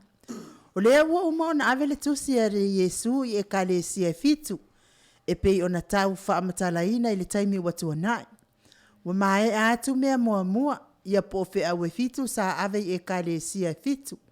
Wa uma ona tusi a Ioane mea ia na ia wa ai ai. Wa uma fo i ona tu i lalo mea ia na whai atu Yesu ia te ia tusi. Whai mai loa leo le mata upo e wha. Wa mae a ia mea. Ona o whaalongo lea i le leo o sau mai le langi, o whapea mai. Sau ia i runga i nei le langi. Awa ua matala le langi mo oe Ioane. Awa o whaalinga ia na wa aia Ioane mo mua. A o iai o ia le moto pātamo le aso le ali. Aina uma loa whaalinga mo mua ia. Whai mai lori si ufafongo le ali sau ia i nei. O lea lao la tatou tala noa. I mea o i le langi, whamon mola o fionga se whaitau mat whai upe lua mai tonu. Whai upe lua, o nā u i lea nganga loa lea. Whauta foi, wa tū mali nofu ali i le langi, wa tie foi le tasi i le nofu ali. O le tie mai foi ua pei o le maa ia sepi, ma le sali ke alona tino mai, wa sio ina foi le nofu ali i e le nua e pei o le samaraki lona tino mai. Ma le tolu. Ia tolu na umu whaita watu. O na ave loa lea Ioane e lea nganga, ma le vaai atu le nofo ali i. O le tangata o lo nofo mai ai, ma le nua o lo whaatali o li o ai le nofo ali. O lo tau mawha Ioane wha matala le vaai ngai le langi ma ata ua, na maua i nawa i taimi i sasa e tutatonu. Le mata utia o le mata ngofio le nofo ali i lea. Whai upe whawha mola o fio. E pei o le samaraki lona tino mai. Ua sio ina foi le nofo ali e nofo ali e lua se furu ma le wha.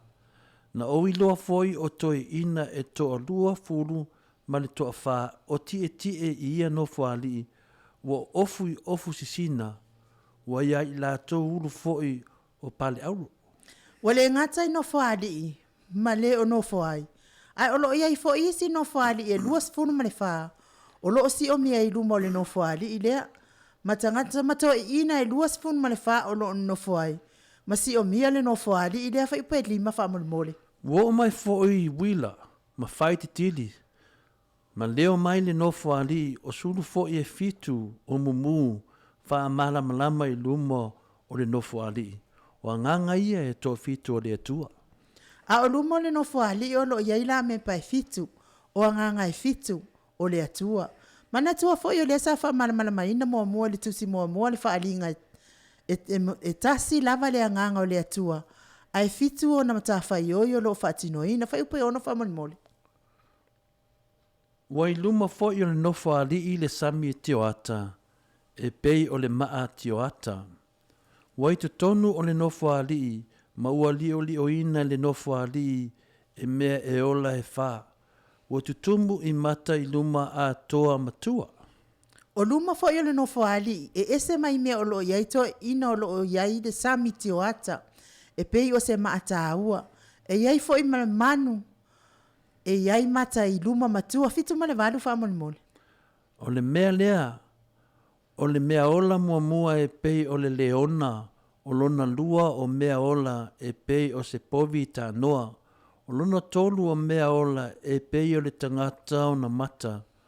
O lona whafo i o mea ola e pei o le aeto ua lele. O mea ola fo i e wha. E taitasi maona apa au e ono.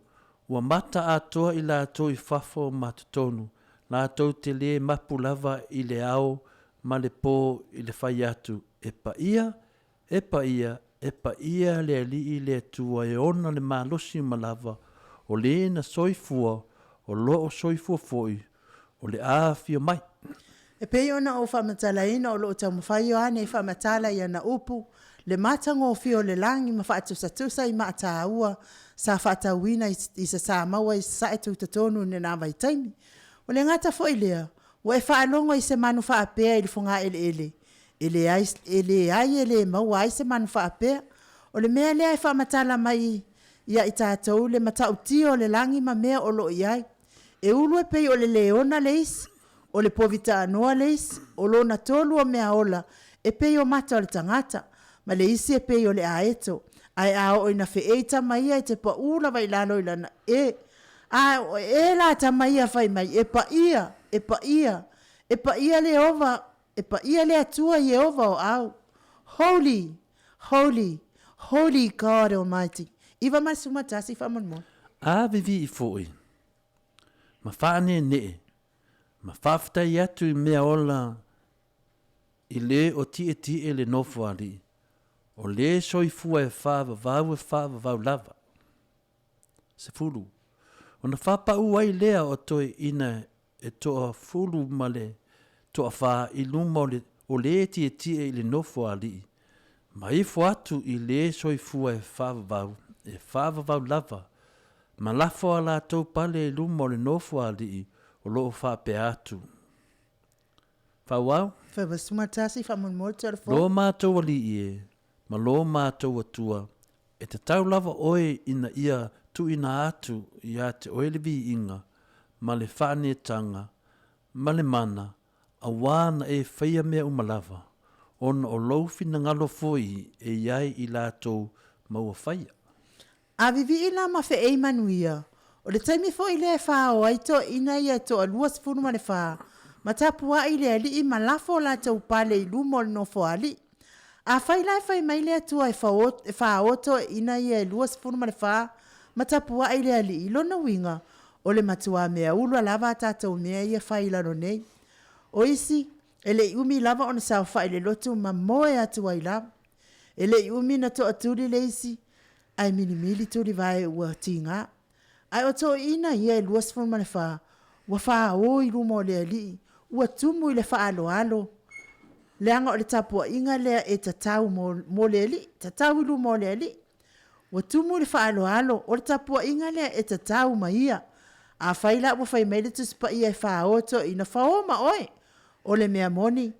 E le tai tala fea ngai tatou tapua inga ia o lo fai nei. Ma le mea lea o lo ia I le lang.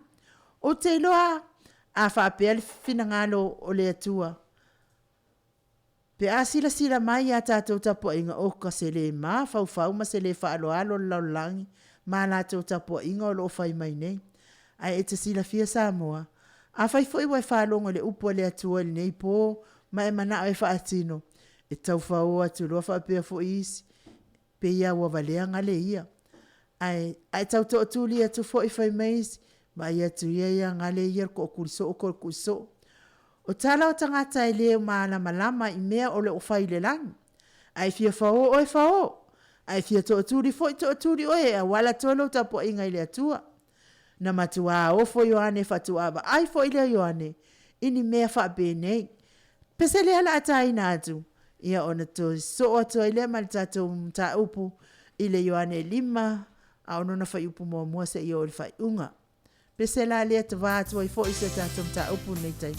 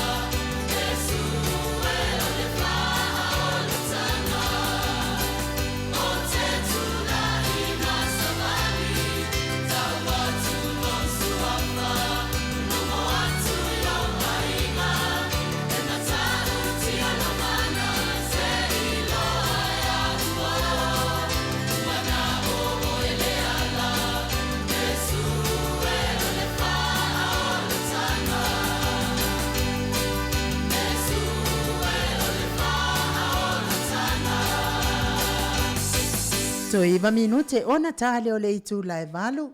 Ia, taluai e tatele i o atu i le whaalinga e 5. Ia, ai to atu le avanoa le la wafionga le tapa au whaasena. Ia, wafo isa u whaalawa i tele tu saifo i male mta upu pe ona tamwhai e whaamtaltala i nātu le vainga sa va ai ai oane ina ua o ile lang. Pe ona e whaafonga mai ai. Ia, mano lava o le mesiliama ta ua. Mano ta pena. Le mane lava le whalonglongo atu. So soane e fo i le tau. Matonia le tusi le wha i linga noa. Le nei whai tau mai whai nao o ngasili. Lo whaafonga le atunu. O le tusi le sen fo i mane au. A mata mai lava le amatanga. Mata mai le amatanga le whaapea i. Wa ili le pu.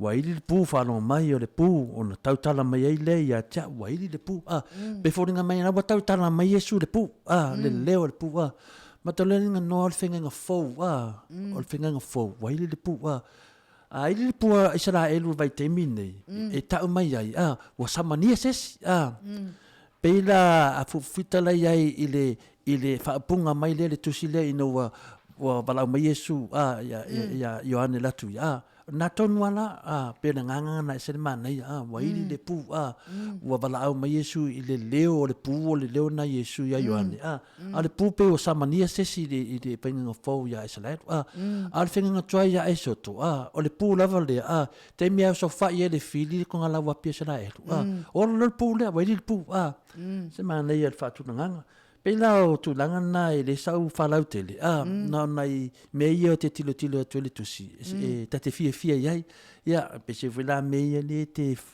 pito ilalo pe o tu ia o me mai ia pe ia le pala o me ia pe se le tam fai o ane fa matala me sa va ia ia sen mane o me lo na va ia yo ane le ta fa matala mai ile lava no sa ia o tangata e to tuti ia lafo la to pale aulo ia tai pe on menena tupu ina wa fia mai foi su la ta to lo ta by time le falaina ina wa offer time o vi e foi Israel Yesu ina mai tamlanga fa tupu Yesu ia le tupu ta vita lafo atu me luma ai se fa pena se fa ainga tus sa ole la ngona iai manua ta pena manua ta pena fionga ta pa fa sina o le vainga le sa va ai yo ane langi ia o tangata e to ina ia to lua sumalfa ele o to e to ina i to inga tangata ia tato so tino fa le langi lawa ia to ina ia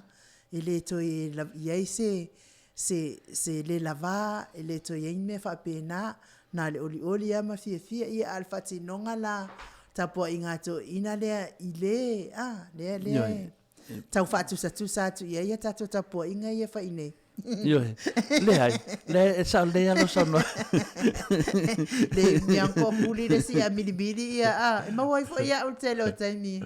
Ia va le winga le pio le te asot pio le wa mai o pio le melena vai Ioane on melena vai Ioane le la ma fo Ioane pe fa fefena fa matala mai le la fa matala mai e Ioane le meta me on le flashback me ngale wa kai Ioane ya ke ia le wa pe wa moe Ioane ala wa lunga di sino fanga ne la fa matala mai Ioane ile me le na va ai pa tu sala ya ta to la e mama tolia la wata sa la lo ai o me le lunga le langi ne na ta fa Ioane fa matala ya o le fa me le e pei longo vinga ele se leona me le lunga langi e pei o se leona pei oni vi fa penale sa me le te vai longo vinga e pei fa le leo le pu o le e foi vinga ta o manu na le ulu leona e mata itangata e ona winga ta ia ai le ta wa tele mo ta to tawana malama pe tatou ia i le winga o le mea o le whalinga molala o fionga se fai tau mai la le whalinga e 5 non fai ipu mua whamolmole na au i loa fo i le au tamatau o le ti i le nofo ali o le tusi ta ai wa tusi ai te tonu ma le tua ua whaamauina I whaamauwhailonga e fitu. Na oiloa foi le angelu malosi, na tala I atu ma le leo tele. Wai ea e te tau ona fofola e ia o le tusi ta ai, ma te tala ona whaamauwhailonga. Whai mai Ioane ina ua umai mea. Ona uwa aia lea o le o lo o te le no whaali. O lo o uu le tusi ta ai lo na lima. Whai poe lua ma le se ia o le whaafa aman mo le tole fo. Na oi loa fo ile angelu ma losi na tala I atu ma le leo tele. Wai ea e te tau na fofola e ia o le tusi ta ai. Ma te tala ona whaamauwhailonga. Ai le ai se tasi I le langi. Po o le lalo langi. Po o lalo le lalo langi. Na te mawhaia o na fofola ina le tusi ta ai. Peva ai I ai. Na o tangi lea. Na o tangi tele ai lea. Ina ua le maua se tasi e te tau ai o na fofola ina e ia. Mawhai tau le tusi ta ai. Peva ai I ai. Whai mai Ioane na ia wa aia le angelu lea ua alanga mai ma le leo tele. O ai se isi o tau na te mawhai o na te tala le tusi ta ai lea. Tu sa o la ua alanga ia e fōninga mai ua alanga I le langi. Ma e o lo iai Ioane, po o iai se si pe iai se si a mawhai o na ia tala ina le tusi. Ai ua fiu e whaatali, e le ai se isi na te sau e tatala le tusi lea. O na tangi lo lea o Ioane, o na ua fōninga mai.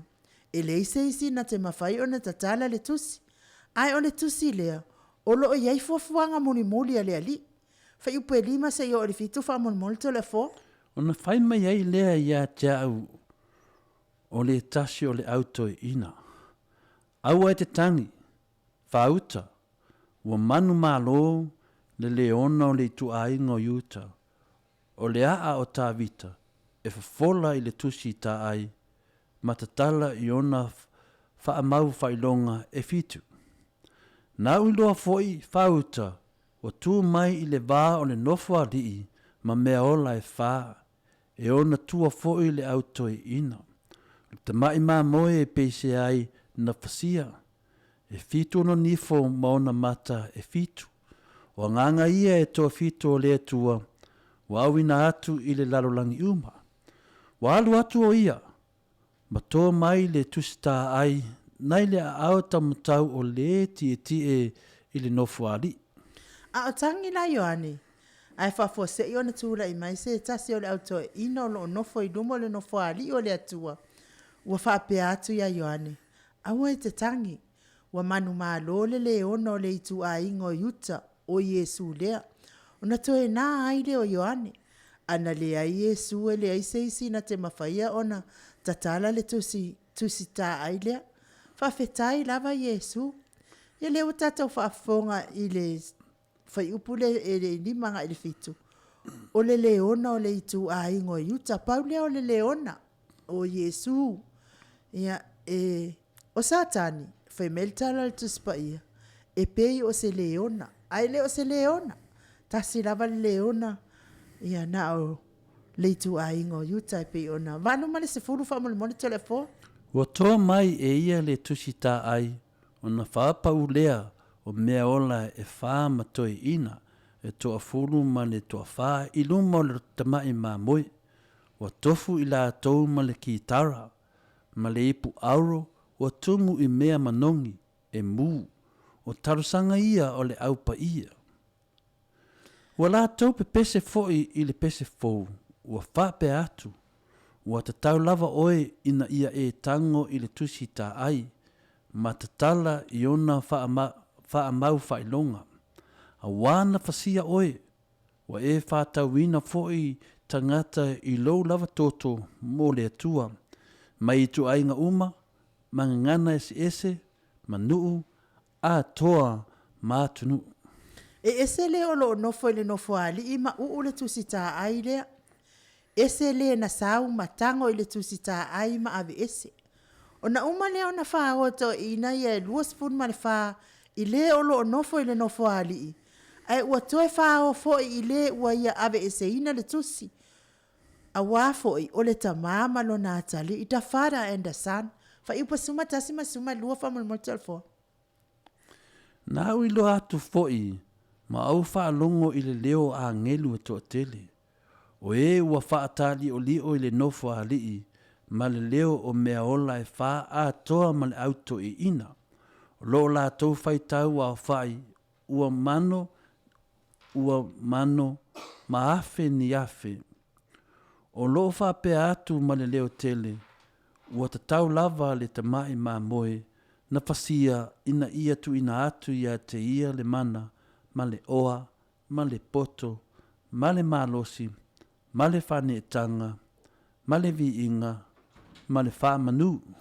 Wa oli nei le langi, ina ua iei se tangata na te mawhai o na tala ina le tusi.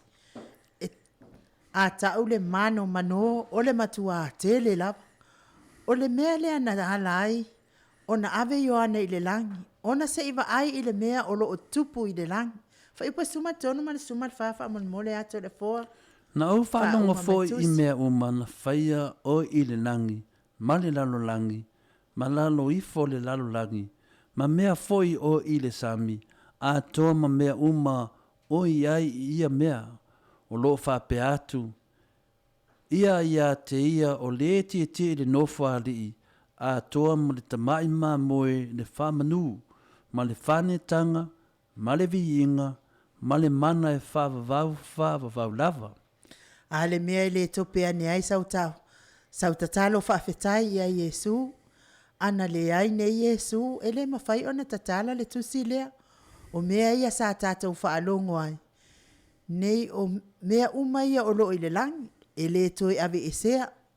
Ia o le whai unga nā tātou pokarame mo ne yaso. Ia ai lau whionga tapau whaasina. O le vai yaso lea. O le a tatala i loa ia. Tusi lea, tusi ta ai lea na tau su e seisi. E na te talaina ia lea wa manu maa loa i loa le le ono le itu a ingo yuta. Ia lea la tatala loa la i le vai yaso lea. Po amia ia tono ne tusi ta ai. Ia ai. Matu le mabanua lea e whaupopo ai lau fionga. Ia mwha uma i loa fo i lea ma tatum ta opol motunga afo ne yaso. Sful fa le fa pe ngano ona fai atu ne o me ola e fa. Amene. Ona fa pa u leo to ina mai fo atu. Amen.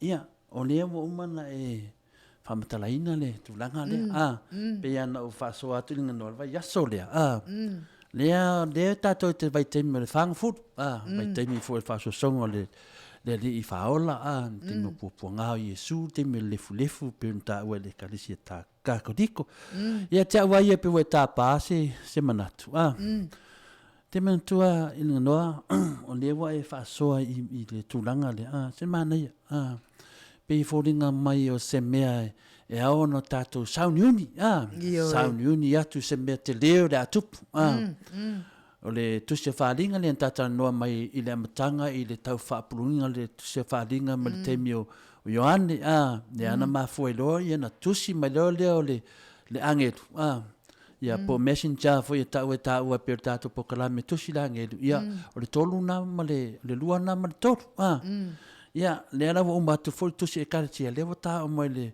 wha le lima o se mea o wa ai Ioane ua vaai ai ane pēnei whamtalaina. Ia e, whingo fi ia, o lo paure mea na au, na tosina te lelo ma whau le pū, le matanga pēr leo, o le pū, linga noa, tu, o le pūla, i le whinga whau ale iai, tono i sala e, pe asa mania lo sesi, ia, loa tangata, e se mea tupu, e kai peo le longo ka kowe le sailingi vinga pe ka ko lima le fe por fa sa mo ona le finga ku vai ya e soto lo fa manino mai foi le puare tas ya le pula na fa longo ai ya Ioane le leo le pu e pese mai o le leo Yesu sa via o le sawata fa longo atu va le fai tau mai lo mutunga fa mai fa so mai le malu le tunu o se tapenanga ta pena i tātou mo le whamatalaina o le mea nā tupu i le laulang. Lea nawo ta atam fia. Ia awai ta penanga alo wai fi le sia te o mai le. o me monia ia le wa kau se va le si le o mai Ale tape na. o fa fonga la ina no i le to ya na we fa mtala mai o le si e uma mili na ao Le miango kulia. Le miango ku mili vai. ya le melana le tupune o le ona fo lo tawa pe o ni mea na ai ai le Ioane Ioane le wharinga ni mea le tamu whai ane whamatala mai e tau whatutu sei mele lalo langi nango winga mo tau tia manu le nunga pe a whatutu tasa whinga whamatalanga e peo se leona no winga o le mako ai makau kia ai a whakawainga i a kai lionga le nunga ke noa nei kau paso la apostolo e le afu le ia Ioane wharinga e tau mafofau ia ai ongo se leonga ai anga whapeo au lai ai o ke whai ako o se mangu e siri aku whamkala ia o kako loa ele i whaftai a Ioane mua ala mai wharinga i ngano tato te tāpena kusa tusi lea Am ka kia foile ia mangu holy God Almighty ia vai la oe nongo winga o mo mea na whaia le tua inunga ia e lele kaudiangi mangu ya kako me la tamaia ia ai whao ai ia to ina i luma no whaali mai wakula ko pale i luma o le te no whaali ia tau tia fo ia nga leiro ni e anga le leiri le tua ia e le kaudia ia mangu maingi mangu e whi kong whaisau, awe kua menga. Ia, a whapela o enenga wakua, ko se le, awe kua, ia, le whai marika penganga, e ko kusa o mai no mo le tua, mea na whai le tua linga noa, a whai lai ma whai e manu, pea se mea na ai o ane, holy, a whapenga e ma whai e manu na whai a mea nei lunga, e te tau whai la na ma whai e manu na whai la roi, ia, mantua foi tai au fai mai tala na to ina e manama no tai au pese loto e pese ale loto tama portina e pese ole loto ai me fa no kono wa mi a me tai au la fai ngo mangu me kai au va veau e me lo mangu kai au si singa mo singa vao pe I mai mangu kai au ya vai le ka wo mangu mo mori vi inga mo faftai I ngai la ke mi wa kele nga e mangu kai au mo mori vi ing fafkai ala mo yalis la mo yalis ya ne wa e sau no ta pena faro longo poleale tu sta ai ne na fa matale le va yaso ole mena le te sau no mai elo fronta ole va yaso le ole atala tato tu sita ai ia po a whaaringa o lo ia itono tu sita ai lea pe on tau whaamtatalaina ili ne yaso ia ai mole tato motunga awha lea ia o le whaamtalaina o le vaingo le langi I le langi e pe ona tustusia Ioane mea sawa ai ai pe se la lea o le atai natu mo I latou e fia motunga awha whaalea nganga fia whaafongafonga motunga awha whaalea nganga fo I mel pese o tato tala fou ia ma faso solo to ia tato po karamese ia o ina tare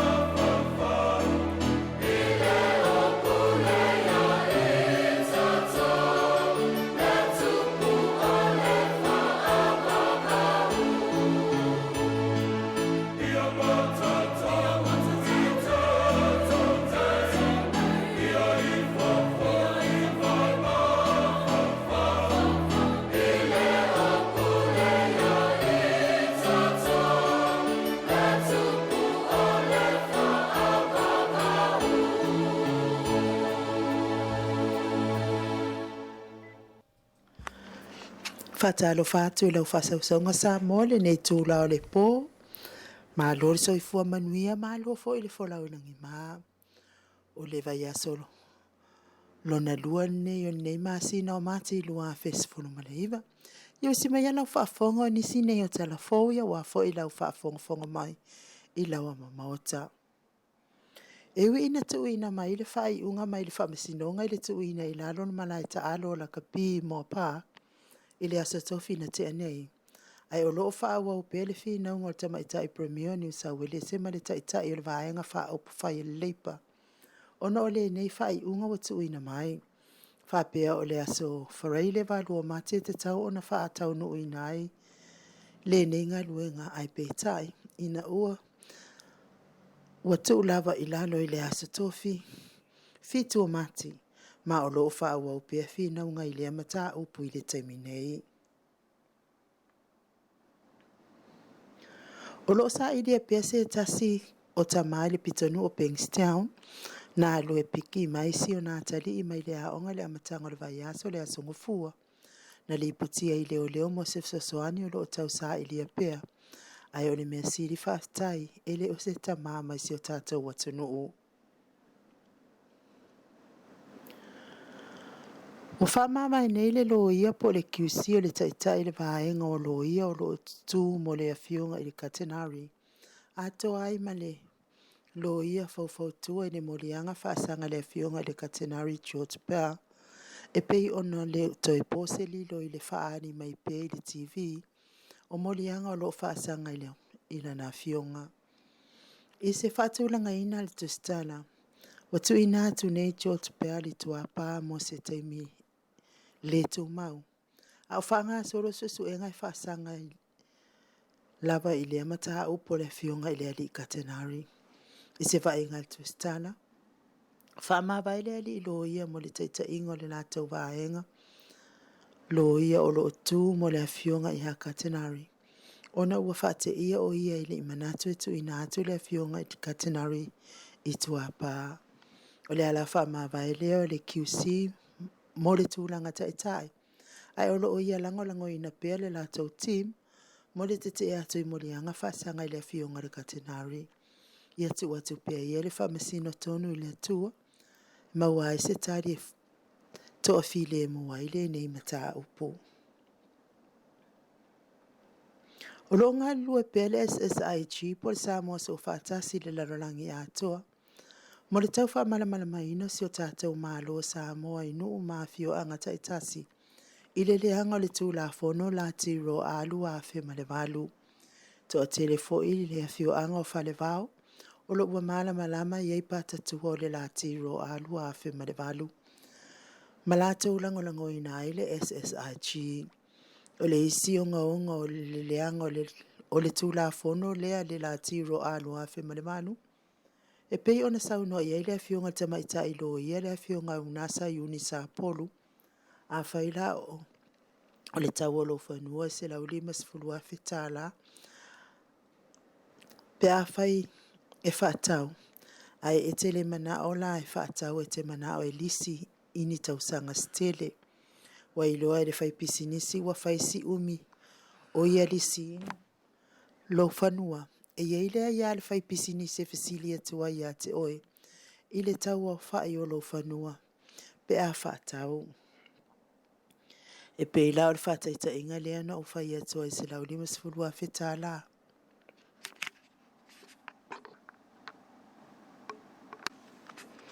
Wa iloa le whai pisinisi wa o vātu. Ma le se lau lima sifulua whetala na tupe walu i lana lisi. E iele a ia le whai pisinisi ave ai o ilu whamasinonga. Wa te tau na whamatu o mai lo whanua maia ua o vātu. Lana lisi ma le tau o lo whanua. E le itupuli a mea. Ai ale ave e sea le lati luafe ma le valu. E tupule no manai. Ona le aile o se ngā tātou ma Maori i New Zealand. E a lātou e ana ele ai toi no fotongi ai. I le au pālangi. Whapea nā fo i tangata anu o Apoliki o se talia. O le whaataita inga le nā o ia i Samoa.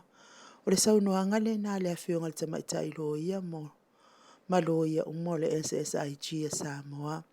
a e fia malama te ele atu la fono fole la tiro alu a fe malevalu lango le SSIG telefona Samoa wala u whaafonga mai sa unia matape naina ilinga noali tia savainai. 2BACR local community information. Attending roadside incidents is risky business, but new laws now make it safer.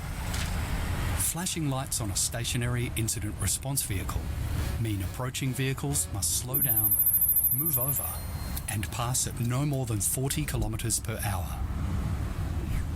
Let's look after those who look after us. For Bankstown and Auburn, 100.9 2BACR.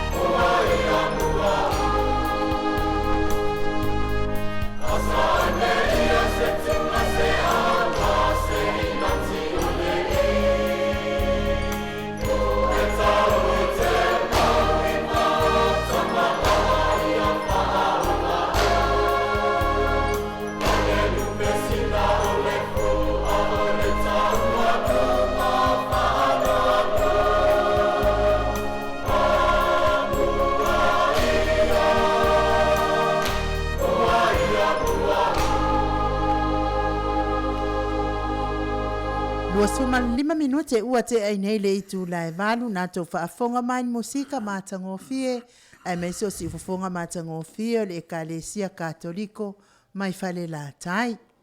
Ia, lau whionga tapa au whaasina o te loa lea Samoa ia whamalulu atu ia o lea istato maftanga ma le tato pokalame oe maltu la fono ia o lo whai lava spisi o le whionga i lo ia i nei teimi i nei malo fo i whi malangai. Ia ai te tonu fo ia o lea mua lava fo i lea taimi e. Matoi fo i tātou pese a walofa mo i lātou umalava o e fie whaafonga mai i le tātou porkalame nei. Ia ai awana i ngalo le vai aso fau le tātou porkalame o le motu ngā afa ia lea o le atoi ova tu ta tapa au whaasisina ia o ia lea o le a ia tala ina tusi tā ai. O tusi tā ai ia la lea o le a tala e fitu. O lo iei fuafua ngā lea tua mo le lalo langi. So se maa lo lava e iei tusi tā ai ia po sia la ana tu la fono. Whapena fo e le maa lo le atua. Ia walane i misi a o ele sia lele a tatala e le fionga te pau fasina. Ia, fia sau noa la o fionga te pau fasina tu sai ma ta upul vai asfo. No te fia fai de parangi de onga studio. A be se si mea nang ke le kuska ai.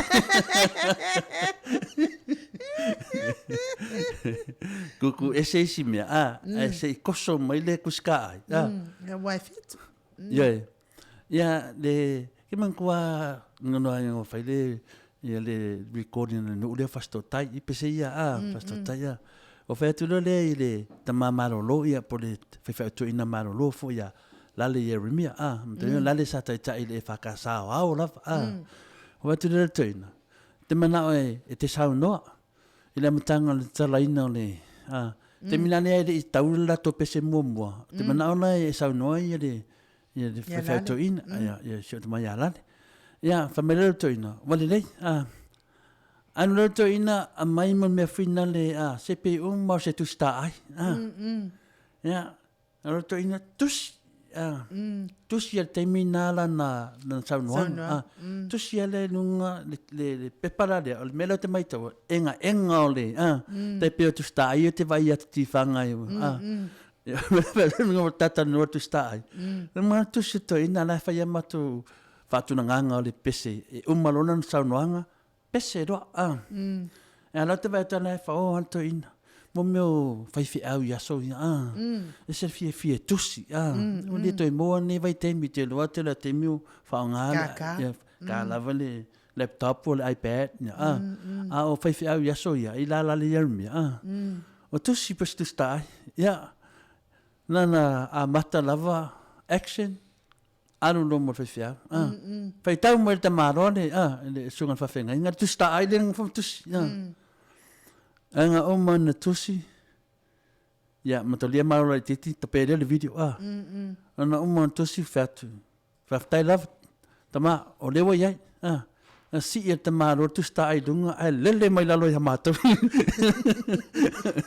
mai lunga pola ai lele me fa per tu sta ai on menna le la verso de nana verso de te pena ese meia nana o mano fai tau tu sta ai lele tu lo de pitona te ya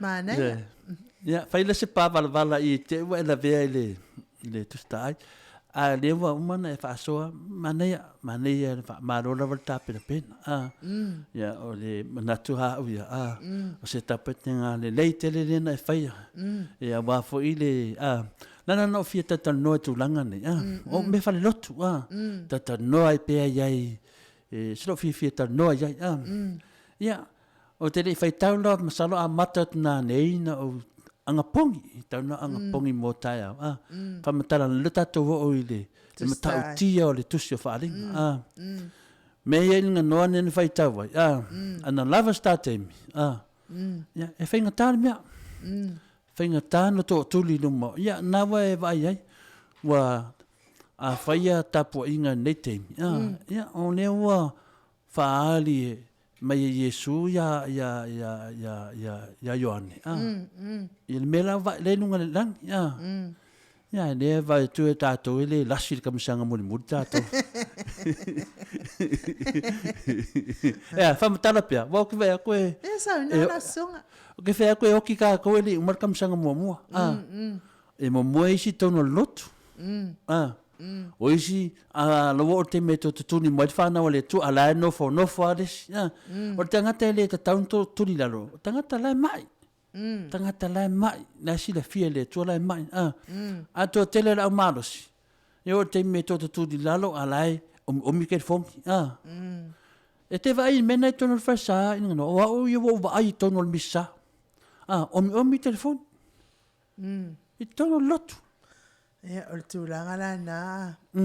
O manatua ya la ni. E le omi la telefonia. Ya kusala o ava o afia. Kusa la faile po kala me foile al telefon. Ala e omi o kau fai omi uma ia al telefon ala e la kau fai me ya la on asfia. Ya kwa ava o ala fia o ika fia o vai mai ya. Ngā reo pungo ngō wala e ngā re, kusanga mua uru wala ki kilo mai ai ala e o kamakama i rima ia i raro e omi telefon. Rera fai fia. Ke i ara le si ali inga ale li me makua ale li. Ke i ara le li ale sauro amal fai fia walo. O fai fia wa e kare si ia. E sa ua ke le Al sa ua fai fia au. Pa marika ele uro o si tamari foi na e. Ai makua fo isi tam talvo. Ya, o lo fala le kalesia. E kala vo uma a faia ia le tupulanga. Kupulanga uma ia e o kala vo uma sanga kamaku. Pingi lo markai. Ya, famero na. O sa mas pas. Ya, fa fia wala ngai waika ke fa fia. Nga ia I fora vai lungo le ulo o le ri le paka ku are ka. Ora pese. Yeah, also, oh Lord, I'm hungry. I'm a oh Lord, I'm a monkey. And I want to be there. Que ano malika faya. Abo solata faya. Dia ngale faya. O le ngai ia o atu la fionga le atua anga ke fai mea lo ke fo ia ngala wai le hungry a waka o so de pesa kamalo oh Lord, I'm a monkey and I want to be a fin. Kulanga la le ma wai mo me ole omi I no ngala wa o le monkey o le monkey la le la faso al vayaso de ya la ku mai el monkey erwe le yo le mena na faya tu o le o me yero va ai pe to tonu e te tau lava ona fau te ngia le tato mutunga afa o lo iai ata yala tonu farisai le o ia la puata mfainga no mea lo te tupu pe ya o lisi ia e no fufua te tono falsa ya a tala nei la tu sta ai de vayaso de ya a fayo tu langa na le la le te vai pe le omi ya a tonu e pa matala tu omi e de o se me le tono falsa omi masini I fale fina ne asala falsa ya tu rolo omi nai yo ai tamo fai o fale nai tu la atua Mone li, ta pe le telefoni, a wato e wha lase telefoni pe, isi e tu ufinga le, ya ta pe le telefoni, ya awana I vidi mai sesi o lo, a vanoa lo I tu na mole li. Ia mole atua ila alo whaanga I le sunga le usoli I atu ila epa, whai ai man whaltua I a maunga mu, a me seti le a fionga I le alo sina, I a futi alo man whaltua I a anarosa, wha musu whale ono, a male falitua ia ana rosa fa amusu faleono le sunga ia pupu mai male falitua ia taulupe tina matua ia fa se fulu a welua tupua a fa masanga tafinga male falitua ia ola itai sauvao fualu peni male falitua ia yuni lisa I la lio ane saisola tui vai fale tanga loa male falitua ia lei semi masera nantun Soi tamali I tau whawa ai ono. Whapea fo I le tau sala ia fua mata ai sua.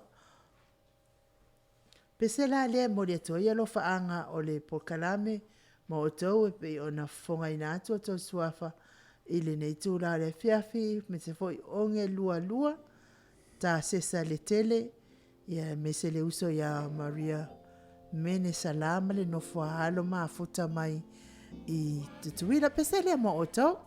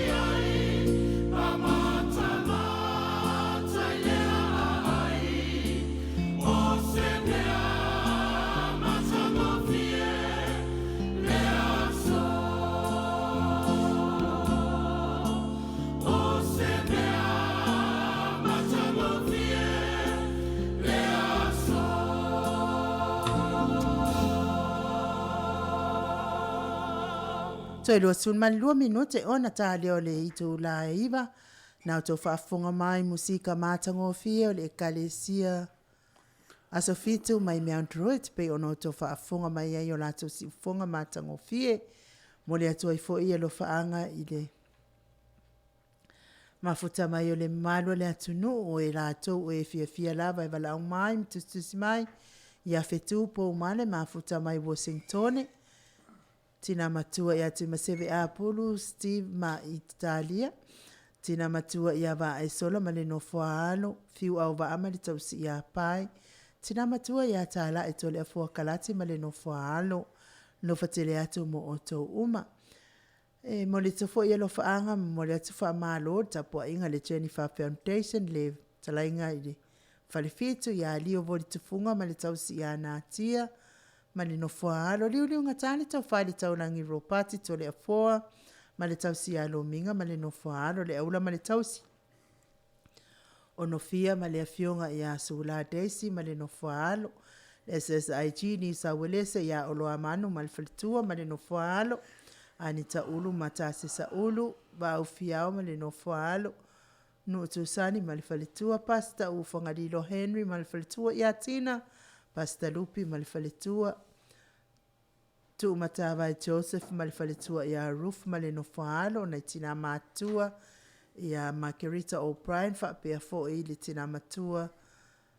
Ia Julia tu manuwa no fatele atu mo oto uma mese ma wadungo le SSIG i ona tūlanga wha atupu ma i New South Wales nei e lo wha atu mo oto o le aso sifun ma le ono le asto onai whai ai fo i tau sala le SSIG ia whai fo i tau te fia lango lango mai ia mala au mai numera o wha le o wha ono lima wha fitu o ta silima o wha ono lima wha fitu o ta silima te wala au mai ai ia whai fo te fia lango lango le SSIG ia lai lau fua ai te lele ava noa e te fua ai ia wala lango lango ina o tato whanua tau Samoa pe ona tula ia ila fionga i le lo ia iau nasa masionalo pe sale amo o tau pe ona lau lau ina atu tau suafa.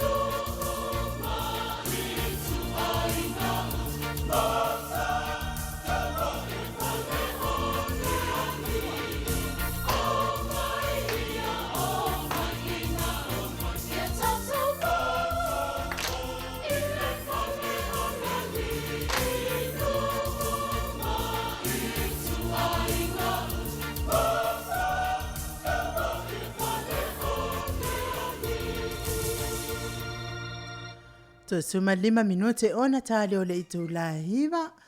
Ia malo lava le on sai mai I mo le atua lo faanga mo ila tau e lo mafuta mai lunga o penga tawhailangi.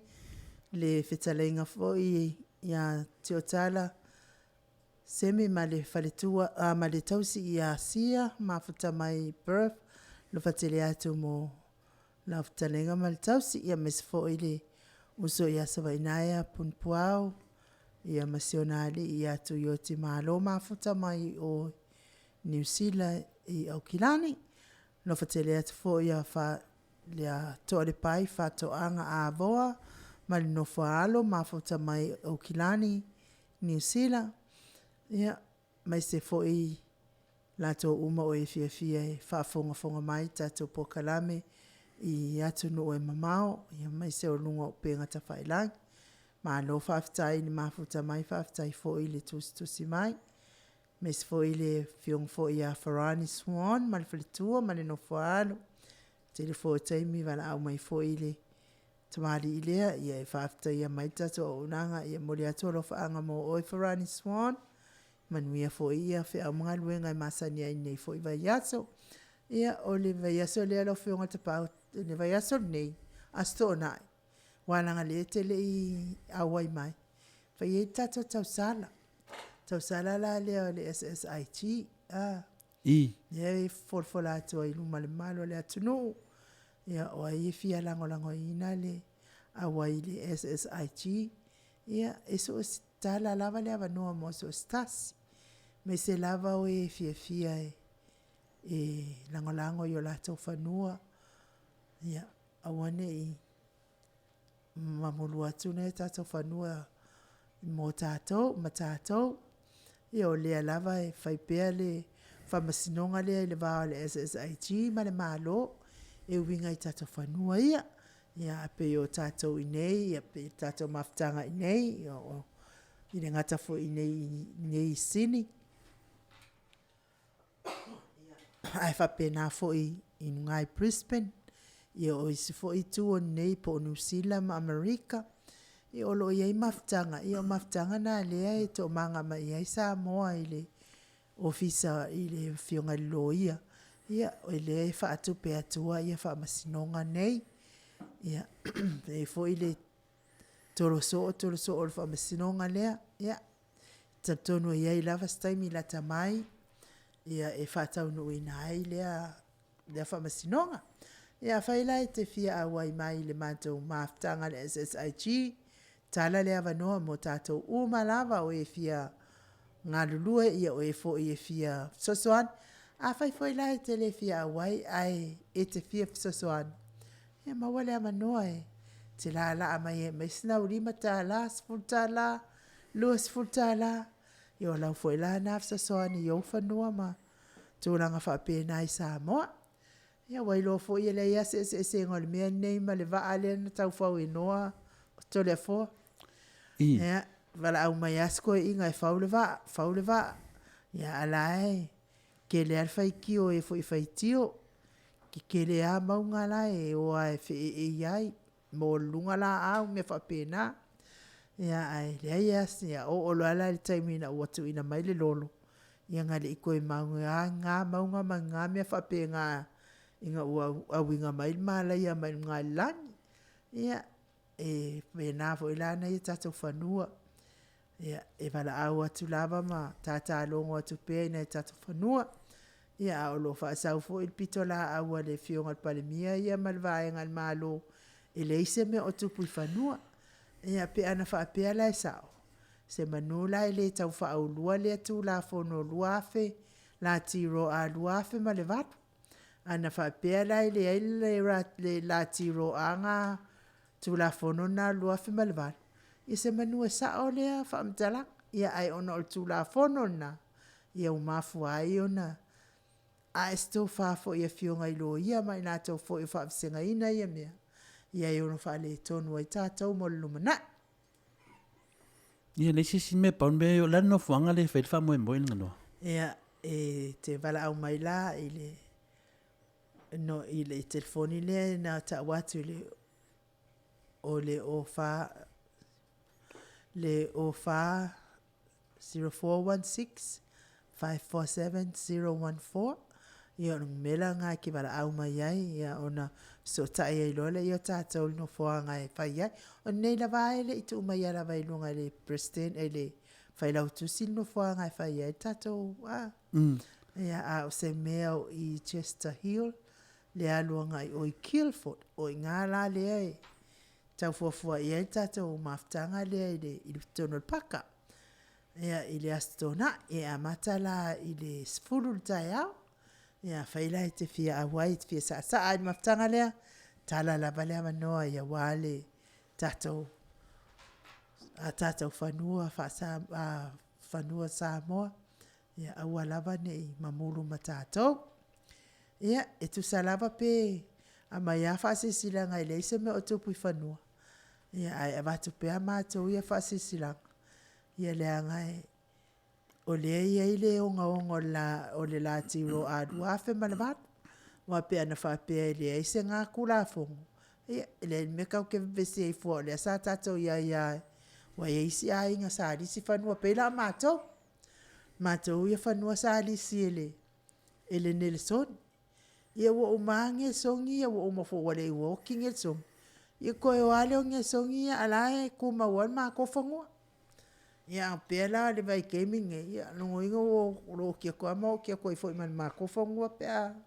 Ia alae tu ma wafanua. E le fa pe phone nei lisi nei o le mea waleva. Lisi ai o le mea waleva e ma waitu pe mea fa pena. Ai ona la si suinga fou lea e waiai nei. Ia suinga lana le fia te e malo si ai. Ia awane ia tātou lea tu la fono fa pe pesele mo tau e se mete fisa uno ela fiona tapa fasina ne ai pe on me ia le ma ma fo le tunu ui i le tu langa le wo ia nei ona o le wa mo tu ai ma nei ale alo le veu le voi sa mo o le misia se te milinga no te no le wa through le message le wa fia mo le tunu le tunanga fa no fo na tai le tunu pe na sa no ai pe o le aua pe atu fauleva ia le aua mani liwisi i le va ua mamuru lato whanua ia o toi mai nei lai toi fia mosef so soani ma le tamai tailo ia ia pe mea na le te sau noai ia a tato pese tea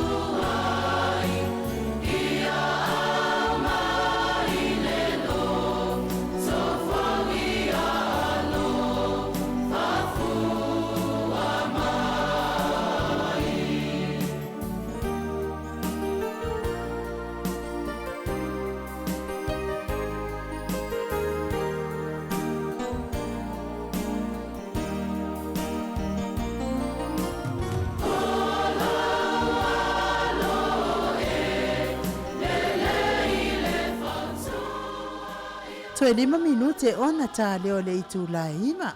Taluai o le tātou whaalinga lea, ia po le whaasisilanga lea, ia o le whale o loa foe, ia po le whale einga foe o sitasi foe tamari o le tātou watunu, le fionga ia tānu vasa, laltoa, masina mua, ia awane ingalo, ia o awhai e te fia mana o mia se fisosoani, ia pe a maua i so se tau mawhasa moa lava, tau mawhasa moa uma e tatala mai i le asonga fua e tau le asa mai le itu la e ono i le tai au se ia pa ia le afa le ono i le fiafi.